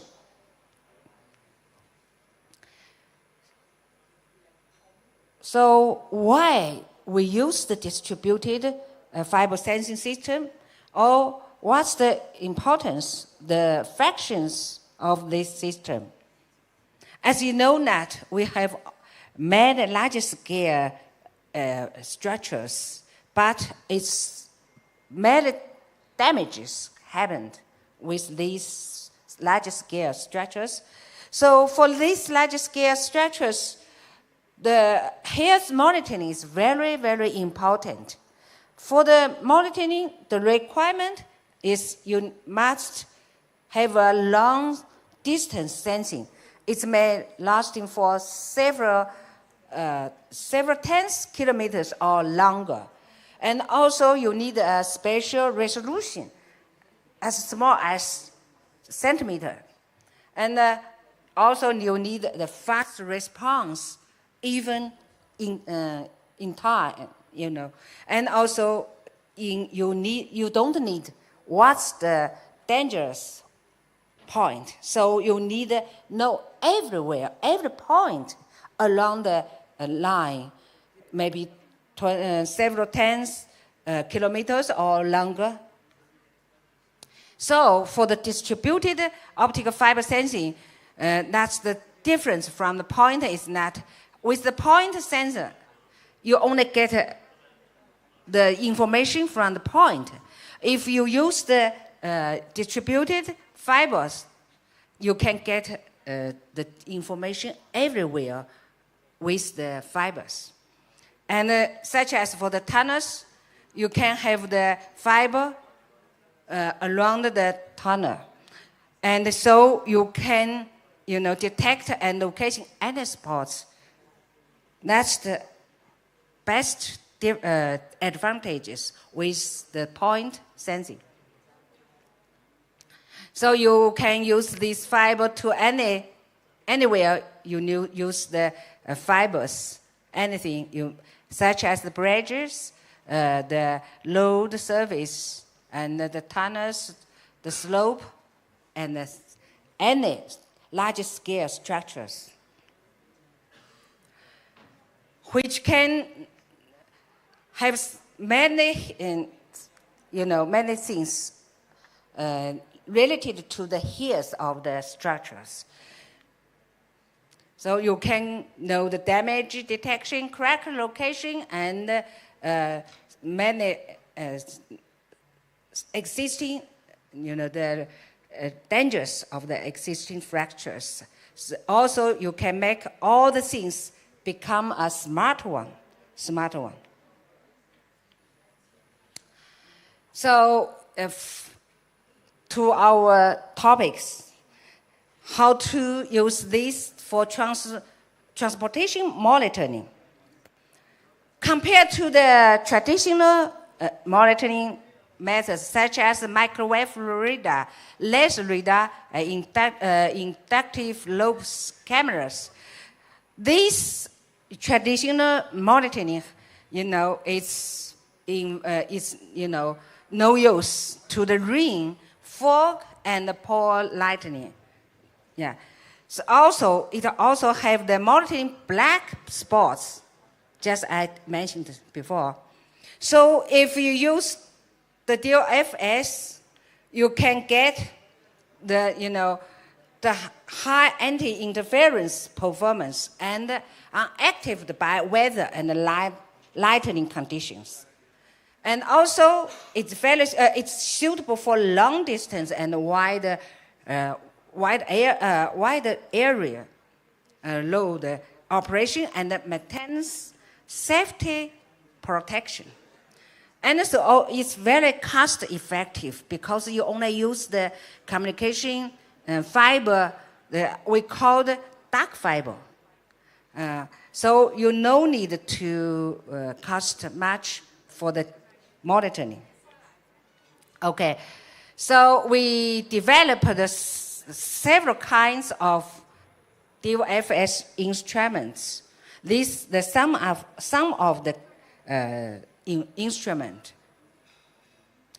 The typical performance is just as like you know that. For the sensing distance, you can get up to 80 kilometers. If you use the amplifier, you can even extend the sensing length to maybe several thousand kilometers. And you can get the spatial resolution, I think nowadays, more than 1 meters, less than 1 meters, and also you can high frequency detection. So before we get the transportation monitoring, we need to select the load bed, or load the pavement, the cable, also the laying method of the cables. So we make many experiments about different things.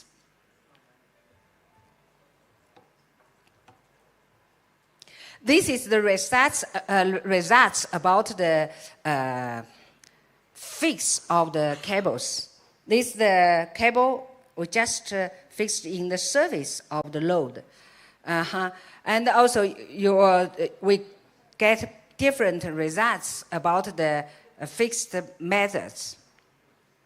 And this is the trajectory for different cables. We with different cables and get different, the rejections of the car. And also, this is the different cables. We get the information, and with some technical the information deal with some new advantages, technologies, and get the some results about the cable, the deployment of the cable and the cable types. For the cable deployment, the conclusion is that it's better for we to get the cable on the ground. If you make the cable on the surface of the load, the noise to reach the NRS is too high. So it's better for you to bury the cable on the ground. And for the cable type, we can use the commercially communication fiber. But if we specially design the fiber, make it suitable for the detecting of the vibration information, it's better. And for the barrier of the cable, we also develop a new machine with one company in German. So this is the layer machine, which can, the specialized machine can simultaneously deploying the fiber and casting the concrete or the asphalt. So you can have a high efficiency to bury the cable. Maybe with one machine you can get several kilometers per hour. So this is the machine working. This is the machine working.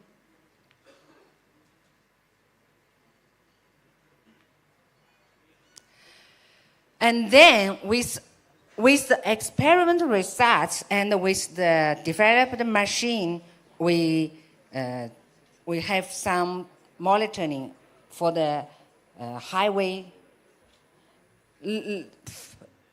we use, the DOFS to get the deformation, the quasi-static deformation or dynamic deformation.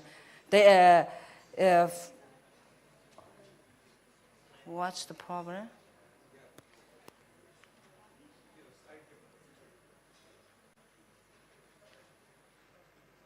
Okay.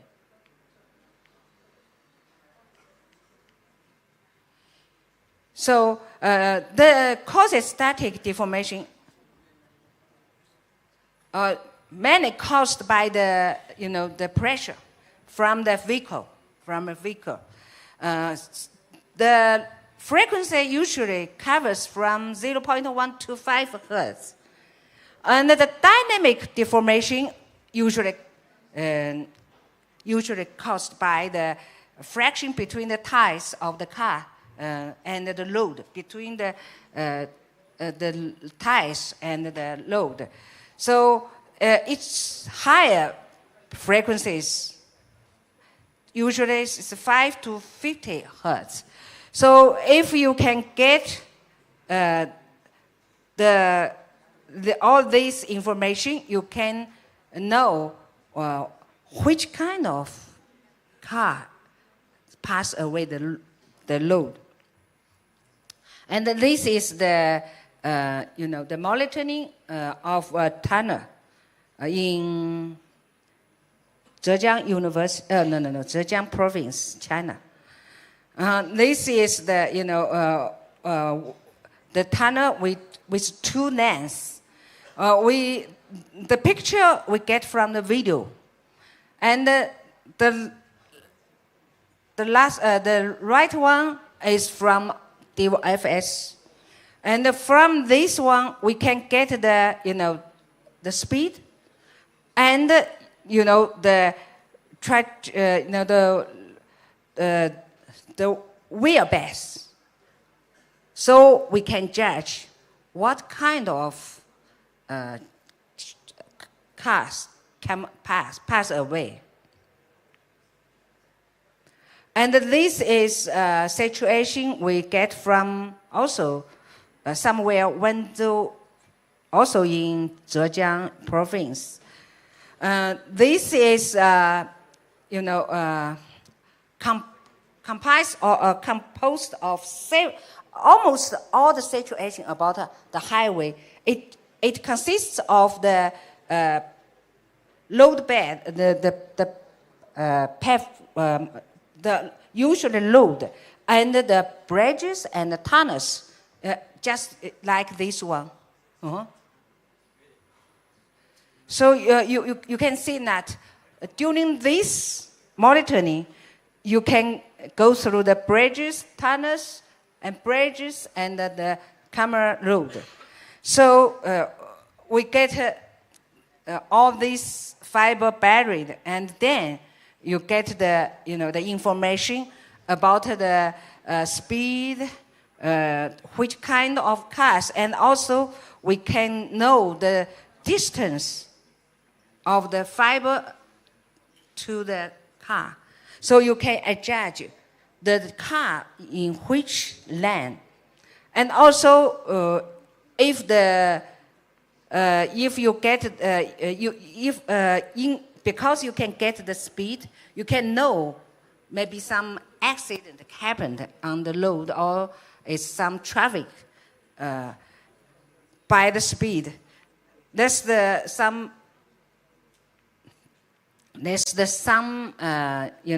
results we get. These all the trucks and vehicles from the bridges of the highway, and so we get different the slope. It means different speed of the car. And what is interesting is that we can get the flow per meter of the car without any camera or video. And also we can distinguish the types of the car, and also the average speed per minute and average speed per hour. And also we have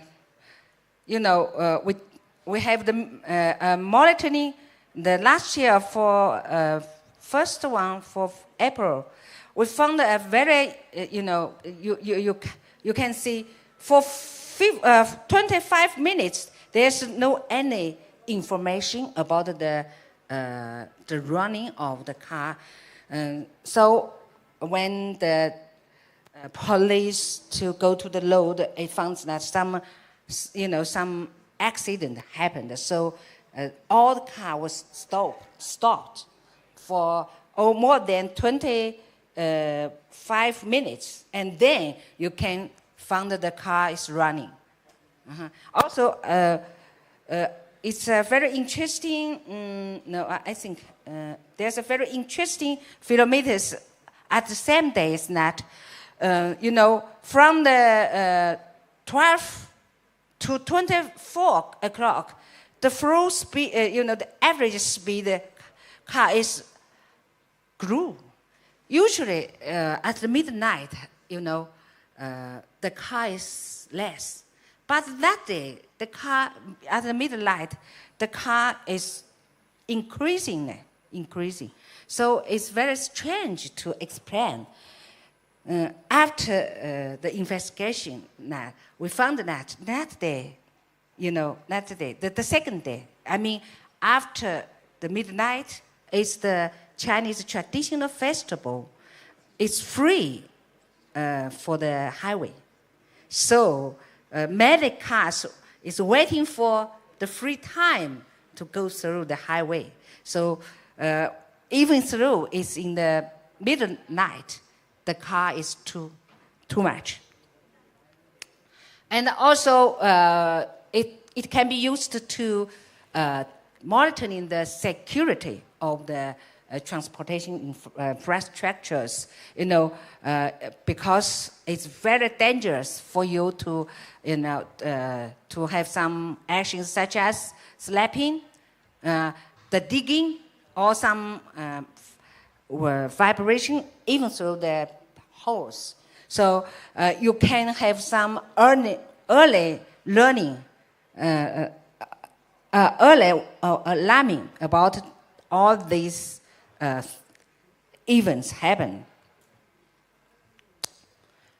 Also, we have some detection between, to detect localization and early warning of illegal intrusion and sabotages about the countries or some important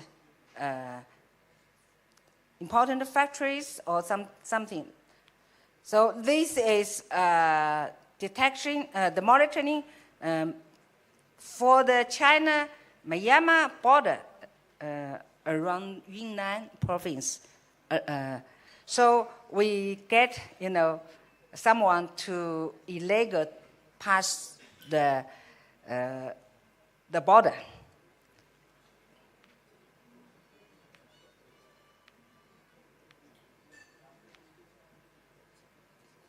Also, we have some monitoring about the bridges on the subway. It's very dangerous if the high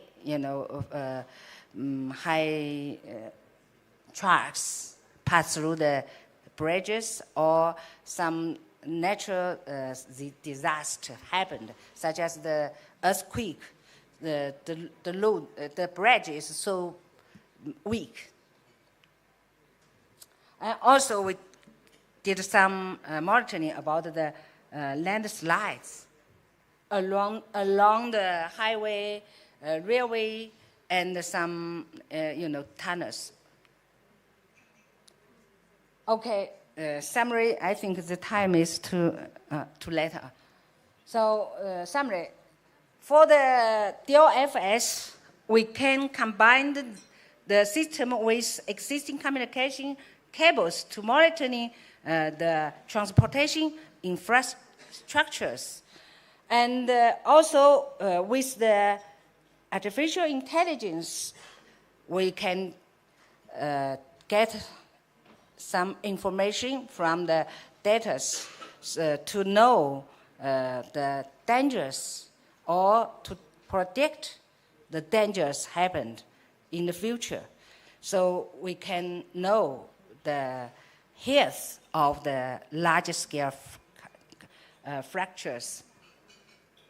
And this technology can be used, to connect with internet web to have all the things such as the pipeline leakage, the landslide, also the underground, cavity, and the urban flooding, and all these healthy state to monitor all these healthy state. And I think we also can find many applications in Southeast Asia because it can provide wide area sensing, the precise alert for geologic hazards, and also it can promote the monitoring for life cycle management, such as the Padma Bridge, Yokohama International Airport, and such as all the large-scale infrastructures. So we are expecting to have some application in Southeast Asia. And I have a brief introduction about Nanjing, just as someone asked me. Nanjing, China located in the east of world, and Nanjing locates in the east of China. It's just in the east of China. And the Nanjing city is a very ancient city and beautiful city. It's once the sixth dynamist, the capital of the sixth dynamist. And also we have many beautiful things. And about Nanjing University, we founded in 1902. It's almost more than 120 years. And the Nanjing University is extremely competitively recruitment. The recruitment only the top of the 0.5% of the examinees. So it's the top of the 5 universities in China. Nowadays, we have the totally about 30 kilometer students. We have undergraduate students, master's degree students, PhD students, and international students. As you know that, we have much more master and PhD students. And also we have international students. So you are welcome to Nanjing and the Nanjing University. And we have 3 campuses. So it's the largest one in Nanjing. It's called in the northeast of Nanjing. We call the Xianning campus. And also we have a new one at Suzhou. It's not in Nanjing. Suzhou is a famous city in Jiangsu and in China, in the southeast of Nanjing. And it's the oldest one that was built almost 150 years ago. It's in the Gulo downtown of Nanjing. Okay, it's my talk today. Thank you.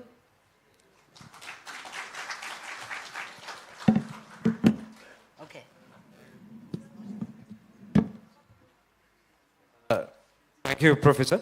We are open for a very quick questions, 1 or 2, if you want to ask the professor something or you want to have some idea from her. Yeah. So thank you for your very nice talk.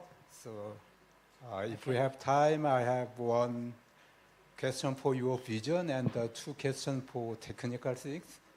Pardon? Okay, so for your vision, so you discuss about the various types of sensors, mostly distributed fiber sensors. So I'm curious about that. Can you integrate your sensor to the autonomous driving? Yes, yes, sure. So how about, please give me a few comments about that.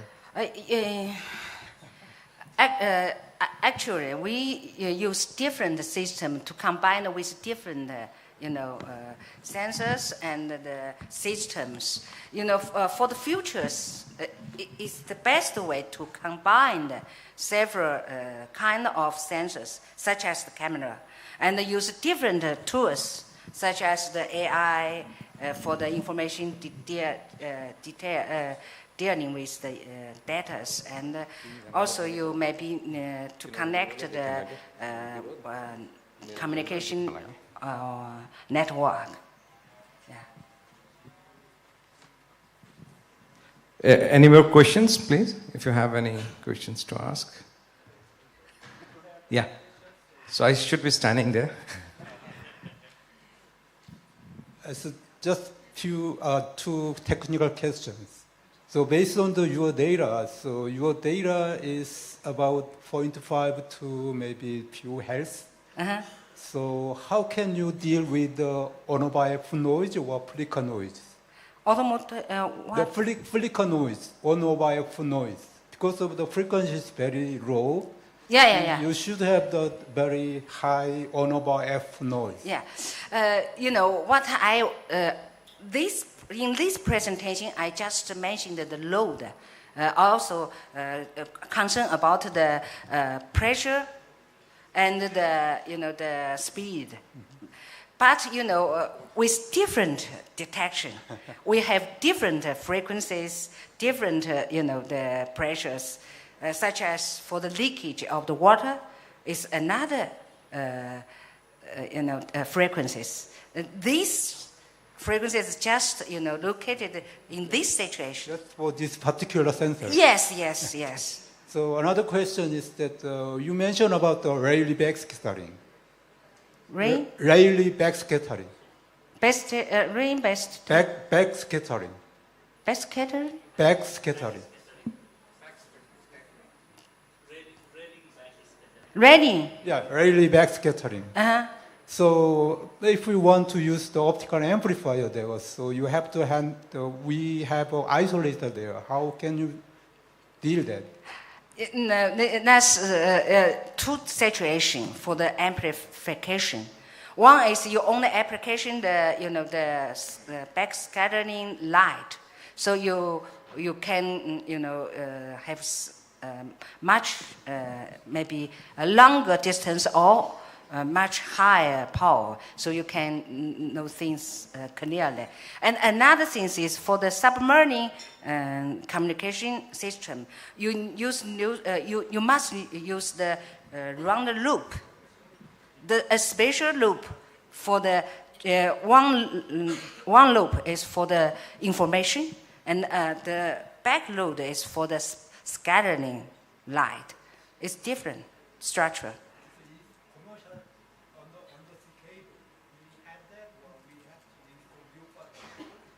In commercial cable, you mean?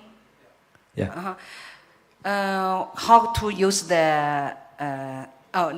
No. We need to to connect with two fibers. Yeah. Thank you, Professor. So a big round of applause for Professor Dr. Shuping Chang. I will request her to receive the token of appreciation, and I'll quickly request our conference secretary, Yar Birod Rizal, to provide the token of appreciation to Professor Shuping Chang.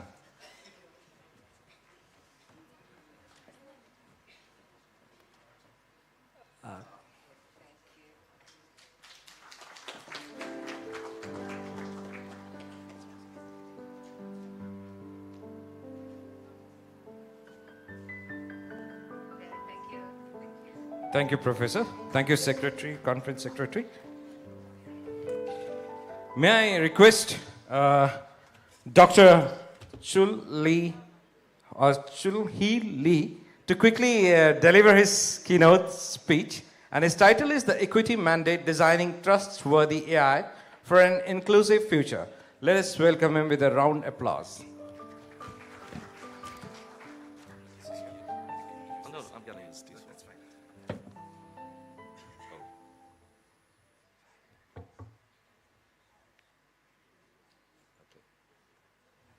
Okay, hello everyone. Oh, you may not be welcome to my speech. Okay, oh no. Okay, thank you for giving us some approach. My name is Charles Lee, so I have to correct his pronunciation. So you can just call me Professor Charles or Professor Lee. Anything will be welcome. And then as everybody knows, right now it's gonna be a lunch time. So as one of the economists, I wanted to balance up my speech time. So hopefully that, most of the people feeling hungry, most of you guys' marginal cost will be much higher of the marginal benefit you may learn from this kind of the keynote speech. So that's why I'm gonna just, control the length of my speeches, probably in 20 minutes. If everybody smile and nod in your head. Okay, thank you. So as you know, right now I'm currently working at the KAIST in Korea. I can say that this is one of the best universities in Korea. And then also I'm a director of the Center of the the Digital Economy Research Center. So my specialty is on the information technology management. And then probably you might be wondering, how come ICT area is something related to the business administration related area? So that's why I prepared about the first slide. In the first slide, so with the best of my understanding, this is the framework of the engineering technology. So most likely, whenever any kind of the new technology, ICT technology is coming to the world, then most likely engineer may have a lot of interest on how you're going to improve the speed, how you're going to improve the accuracy, how you're going to improve the efficiency. However, business people's perspective is a little bit different. So we have more interest on how people will be affected by the adoption of the ICT technology. Let me take the one example, and then I'm going to give you a question. Please just pretend to think about the answer about the question of the mind. So suppose there is any kind of the copycat is coming out into the mobile market. So how come it's going to be affected on the original application? Only two possible answers, yes or no, or positive or negative. So how many of you don't need to raise your hands up, okay? So pretend to think about the question of the mind, okay? Suppose copycat is coming to the mobile market. Even if there is the exactly same application is available, one day copycat is coming out, then do you believe that sales of the original version can be reduced or increasing? Okay, I'm gonna give you 2 seconds, 1 and 2. Two possibilities. One is that copycat may reduce the sales of the original version. That's gonna be a first and then most aligned with your common sense. However, there is another potential factor because of the promotional effect. So copycat making, distribute to the more number of the user. Once they're gonna utilize the copycat, they're gonna shifting to the original version. So that's gonna be some of the interesting point of the business administration people who are studying about the IT technology interaction. So that's why I prepare about this one. And then there is some of the boundary condition we are all the time caring about. Do you know what is the boundary condition or moderating variable? Okay, so I cannot read any of the things from you guys' face. So let me just even quickly say, do you believe that under what condition positive impact of the copycat on the original version will be persisted? Could you please guess it? Under what condition, the positive impact of the copycat on the original version is there. And under another condition, copycat may have the negative impact. So two possibility. And then theory really shows that if original version is revealed quality is better than copycat, most likely they're going to have the promotional effect. So this is the kind of the study we had been studied. So even recently, as everybody knows, everybody studies about AI, and even we have the interest about the those kind of the similar study. I don't know how many people heard about the algorithmic bias. How many people heard about the algorithm aversion? How many people heard about the responsible AI, trustworthy? Trustworthy AI is already mentioned a couple of the time, even on the today's opening ceremony. Or 2 or 3 times I heard. So by the way, so right now, today, I wanted to talk about some of the important stream of the study in the business technology administration related area. So one of the key points of the hours is that how we are gonna incorporate the AI technology to ensure DEIA. Do you know how many people heard about what is the DEIA stand for? D is the diversity, E is the equity, I is the inclusion, and the A is the accessibility. Oh, thank you for you guys pretend to not to hear about those kind of important terminology. Okay, so major is different. So let me just even, today, I cannot cover, for the sake of the time, I cannot cover everything. So that's why I'm prepared about the algorithmic bias. I don't know how many people heard about the algorithm bias. This is the very anecdotal example. So if you're gonna just take a look about this one, in the left hand 2 people and the right hand side another 2 people, they committed exactly the same crime. However, as you can see, left hand side, even left hand side, most left hand side guy is committed a very bad crime. He was drunken. And then he just, crashes all the navigator, even he vandalized about some of the things, but he was rated 1, which means that this is the, announced by the ProLipica, and they just shows that they try to calculate what is the likelihood of the committing exactly what is the likelihood of the committing the crime in the near future. So rate 1 is relatively small, rate 6 is relatively high. So if you're gonna just take a look, when you just understand, they committed exactly the same types of the crime. But left-hand side guy, he's 1, Rady is the 6, and the next guy is a 3, and then the last guy is, last people is a 6. Do you know what is the, commonality of the 2 people who has the relatively who classify as the high-risk person? They are all black people. So most likely, the classification error rate for the black people is relatively high, even in the United States. So what kind of the region is really cause about this kind of the problem? Data, algorithm, and the human being. So I think you may already have some answer about that one. So could you please guess? So who's gonna just take the most serious responsibility of the more functioning AI-related algorithm? Algorithm can be data, can be human, can be. So here is the sum of the answer. So I don't know how many people heard about it, and then Professor you may know about the Xiaois.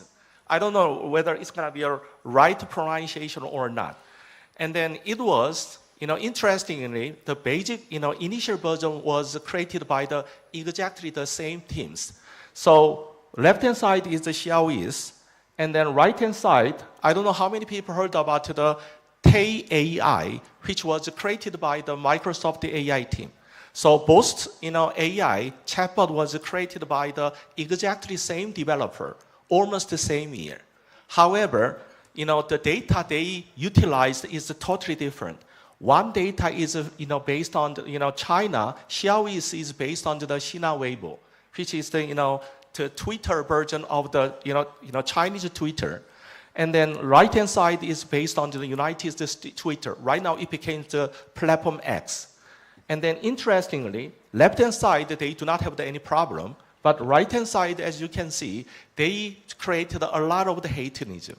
So that's why, as I mentioned before, there are three possible, party who may take the responsibility.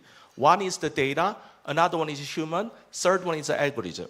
But this one really shows that algorithm may not have that much problem. So probably data, and then the people who create and write write the sum of the posting, probably those kind of people are problematic. So that's why, Microsoft team, to recovering about their reputation, they also just created about the Joe, but he also shows about exactly the same types of the algorithmic bias. Oh, before we are gonna just move on to the sum, I forgot to tell about how algorithmic bias is different from algorithmic failure. So do you know what is the difference between these two? Algorithmic failure is something related to the misprediction or misclassification. However, algorithmic bias is a little bit different angle. Suppose demographic information is strongly correlated with the algorithmic failure, then we are going to call it as the algorithmic bias. So that's why, algorithmic bias is quite a critical issue for most of the business. Now, right now, just, another things you have to think about. Suppose, okay, I understand about how serious algorithmic bias is. Then the next question you have to even ask. Suppose there is the sum of the algorithm bias. Okay, so, but I'm not gonna be a people who are in the side of the disadvantage. Then why I have to care about that one? And then right now, every people are very feeling convenience from the AI and the ChatGPT. Why you have to care? Very tiny proportion of the AI may provide about some discrimination. So that is the cases. If you're gonna think that way, why this kind of the, also just, from the perspective of the business administration, why you have to care about the algorithm bias? Here is the reason. So, so suppose if you want to just interact with the platform, then most likely your data, if you're going to interact with it a lot, then your data will be utilized for the, it's going to be utilized for the training purpose. Then most likely the people who's going to receive some information, you might be a lot affected by the decision making which was given by the algorithm. So that's going to be very much important. So right now, in the prior sector, your decision is your own decision. However, among you, I don't know how many people are subscriber of the Netflix, subscriber of the Amazon, subscriber of the any other application. According to the investigation, directly, indirectly, your decision, purchasing decision making in the Amazon is 90% influenced by the recommendation of the Amazon. Also, Netflix, right now, Netflix is relatively small, but if you want to go to the YouTube, you guys' preference is light trained and nurtured by the algorithm recommendation of the YouTube. So that's why you are living under influence of the AI algorithm. Suppose there is some of the AI algorithm bias, you are going to be a lot biased more. So that's why this kind of the thing is quite important. And secondly, a lot of the disadvantaged group of the people who haven't utilized this kind of the technology, or you are going to be a new entrance into the, if you're going to newly sign up for this application, then your data is not available in the platform. So you are going to also just get some of the disadvantage. So that's why, this kind of the thing is very important. And then it's going to be also especially important for the fintech area, microfinance, P2P lending, revenue-based financing. Oh, here is one thing. Recently, I just have a lot studied about this kind of the area. And then what I found is that recently, this is the very much important area. However, algorithm bias is also a lot in this area. So that's why I try to, address this kind of the issue, in a specific area of the, P2P lending and then digital healthcare related setting. And then let me just take the one, example, another anecdotal example. Please just do remember Derek. I'm gonna just call him Derek. So I have never met him before. And then he is quite enthusiastic person. He's a 40 years old black person. And then he is a highly educated person. He obtained a master's degree and he pursued his PhD degree. And he is a financial IT specialist who are quite relatively rare. And then but he has some of the issue of the depression, anxiety disorder. And then he applied more than 100 companies. But even if he has the master's degree from the top university in United States, even he did not get any chance of being interviewed. Oral interview chance was not given to him. So it was quite a surprise. And he started to investigate about what really happening. And then on the backside of them, there is the Workday. This is a company name and who provide about the AI algorithm for the people's application. So their data is quite exactly the same. And then they only just provided about the filtering service for the many number of the company. Eventually, because of this company, he cannot just find any kind of the job opportunity. So that's why he filed a lawsuit against Workday. Eventually, in 2025, the plaintiff, Derek, he wins over this claim, and then he can receive the astronomical amount of money. Because of this issue, United States, New York City, they announced about the regulation. So they're gonna just compare about any kind of the ethnicity. Compared to any ethnicity, chance is less than 20%, then the company will be monitored, and then they're gonna just lose a lot of the money. So, and then also gender shade, but I'm not gonna just talking about the detail. So this is a kind of the advertisement. I'm planning to give another lecture from the 120. So who are very interested about this kind of the topic, please try to hear about that one. Okay, I'm gonna skip about this one. And then also, right now, most of the people's writing and then data is contaminated by the human being. And then they started to taking out about the human-related prejudice from the data set.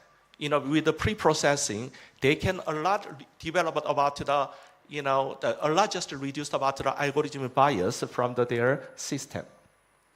Okay, let me just check the time. Okay, still here. Okay, so this is another interesting angle. So one day in the United States, in a couple of the days, not one day, many years before, United States, because of the anti-discrimination law, they announced about whenever you trained about any kind of the prediction in the financial sector, please do not include about the sensitive information like gender information, ethnicity information, and then also income-related information. Please do not include about those kind of information. Then, what kind of the result you may have? Do you believe that you may have the higher chance of, do you believe that algorithmic bias will be a lot reduced or increased more? Surprisingly, one of the papers shows that, algorithmic discrimination or algorithmic bias becomes even more serious when they exclude the sensitive information from the training data set. And then the reason is explained by another paper which was published in the Journal of Finance. They shows that because even between the variable, there is a strong correlation.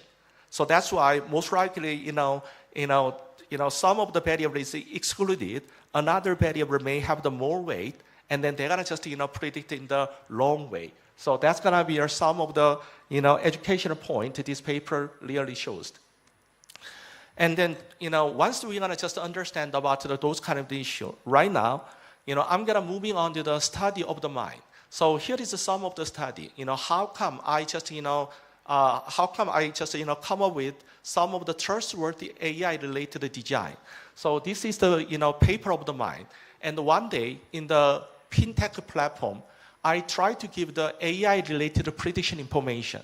which stock you have to invest, and then what kind of the people will be, pay back to the money more. Those kind of the AI prediction information was given in the fintech related platform. Do you know, and then there are two types of the investor. One type of the investor is information advantage group of the people. They are very smart, and then they're gonna be, they have a lot of the information. Versus information disadvantage group of the people. There are two types of the people. Then, whenever AI information is given, who's gonna get the more benefit? This is another question. Okay, could you please pretend to think about it for 5 seconds while I'm just swallowing some of the water? Okay, so the answer is, this is also binary, right? Dummy variable. So the answer is, it was a lot helpful for the information advantage group of the people. Because whenever I provide about any information, what I realized is that information disadvantaged group of the people, they do not know how they're going to incorporate those kind of information into their decision making. And that's why, I don't know how many people heard about explainable AI. So whenever we provide about any kind of the recommendation, we also provide about why we recommended about this kind of the stock or this kind of the investment target. And then we provide about this information. Then, do you believe that this advantage group of the people may get the more helpful? Or they're gonna, they can invest more? The answer is no. So it was quite a surprising result to me, because even on top of the AI prediction information, if we're going to provide the explanation information, we expected that it's going to be even better for the disadvantaged group of the people. But I just check about their mental status with the survey, and then realized that most likely they're going to get the more burden. So their cognitive mind is quite limited. They cannot think more. So that's why their investment amount is even less. So that's the finding. That's why what we did is we provide about the visual explanation, which means that we have everything visualized. After doing that, people's cognitive load was a lot reduced, and then it was directly encouraged the people to invest more in the sum of the investment target. So this is the finding of ours. And then some of the following some of the reviewers' comment, we named about our paper as how we're gonna design about the trustworthy AI. So thinking about this one, so if we're gonna just think about what I talked, why just we have to care for the DIA, why we have to reduce the algorithmic bias? First, the answer is regulation becomes tighter and tighter.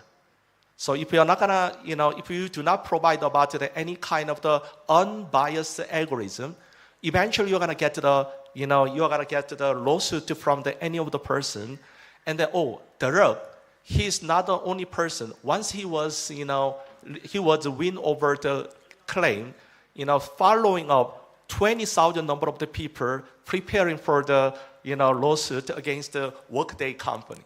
So eventually, any of the company who are not that much strong about the addressing of the algorithm bias, eventually you're gonna get to the lawsuit. So that's gonna be one. The second one is that people's reputation about your algorithm, and then third one is I believe that DIA really provide a lot of the benefit. I know that most of the people sitting here may familiar with the microfinance. So there is some of the positive side of the microfinance, negative side of the microfinance. But what I wanted to say and highlight is that microfinance is started as it was started as a business idea. They're gonna targeting at the people who was totally excluded from the financial institute coverage. By doing that, you're gonna just charge a relatively high level of the interest rate. You're gonna just, you're gonna not only provide about the help for the people, you're gonna also get a lot of the money. So that's gonna be a philosophy of the microfinance. You know that inventor and the initiator of the microfinance, he received the Nobel Prize Award in peace. Oh, you okay? They're looking like. So that's why recently most of the study of the mind is focused on the how I'm gonna reduce about the inclusion problem or the advanced about the inclusion related problem, and then also just reduced increased about the equity, and then also accessibility, also diversity.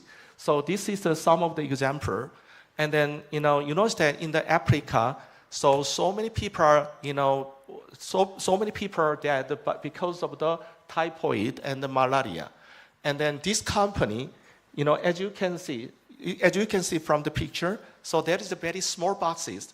Once they're gonna just taking out about the blood of the people who was affected by the malaria, so they do not need to send it to the research center. They're gonna immediately check about whether he's gonna be affected or not. Then he can immediately take out about the medicine. He can be recovered from those kind of the symptom.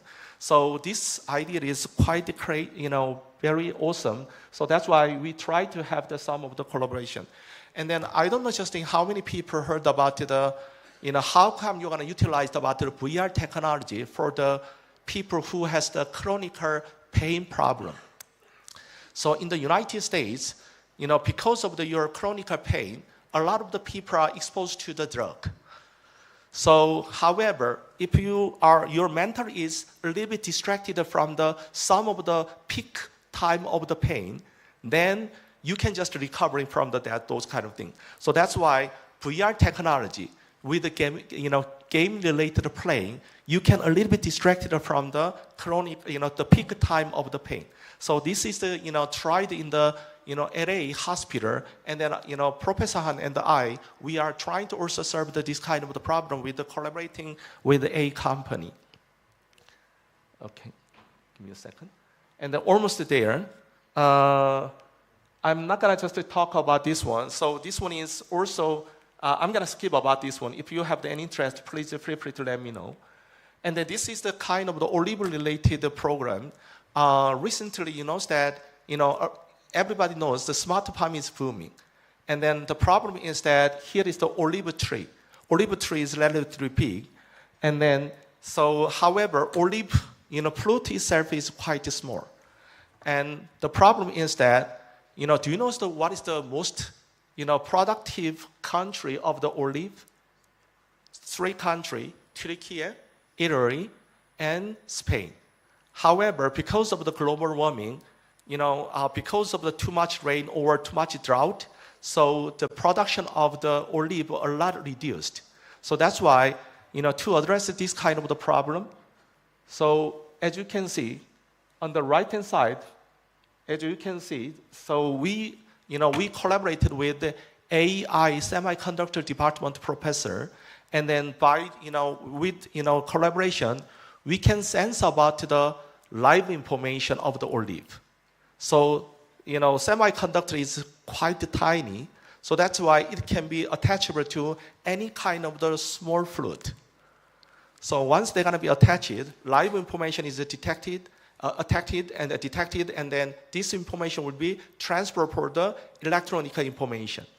And it will be transferred to the edge information, will be transferred into the server. Then we are going to analyze about what is the most optimal level of the data, or optimal level of the parameter value, we have to focus on. So this is another project. And the last project is the digital twin related project. So by application of the multimodal, AI related model, we try to analyze about from the people's face, we try to analyze whether these people, which area of the part is not that much good, and then what is the classification of the risk of these people. So we analyze about this one, and then also apply for the digital twin related project. We try to allocate the patient into the appropriate place. So this is the 4 project, and this is the 5 project I'm currently working on. What I can say is that DIA really promising, and then a lot of the money is something related. So that's why what I wanted to say is that if you're gonna just, once you're gonna hear about this kind of the area, if you're gonna just go beyond into the simple engineering area, by incorporation about the business administration related area, and then also talking with me, you're gonna also get another successful business in the future. Okay, this is the, everything of my talk, and then I don't wanna just, interrupt your lunch time anymore. So if you have any question, I'm gonna be available anytime, because until just I'm gonna have another presentation from the 120, I'm gonna be all the time available. Okay, thank you for you guys. So thank you for you guys hearing, and then thank you for just coming. Thank you. Thank you, Professor. So we are running out of time. So as he requested, you can meet him later. So I'll quickly request our another co-member, Ranjan Khakurel, to hand over, facilitate the professor with a token of love. Yeah. Oh.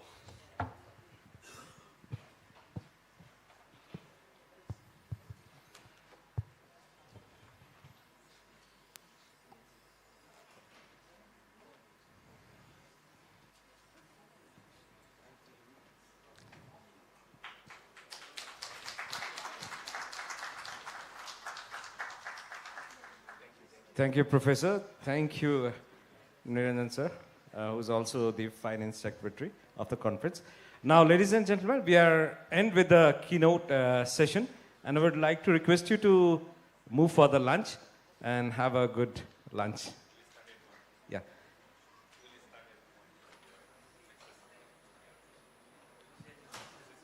So we'll also start the workshop of GDI and on other sessions at 1. In the same room. Thank you. And parallel sessions will start in Studio 4 and 5. So please look for your papers and look for your interest, and please join accordingly. Thank you.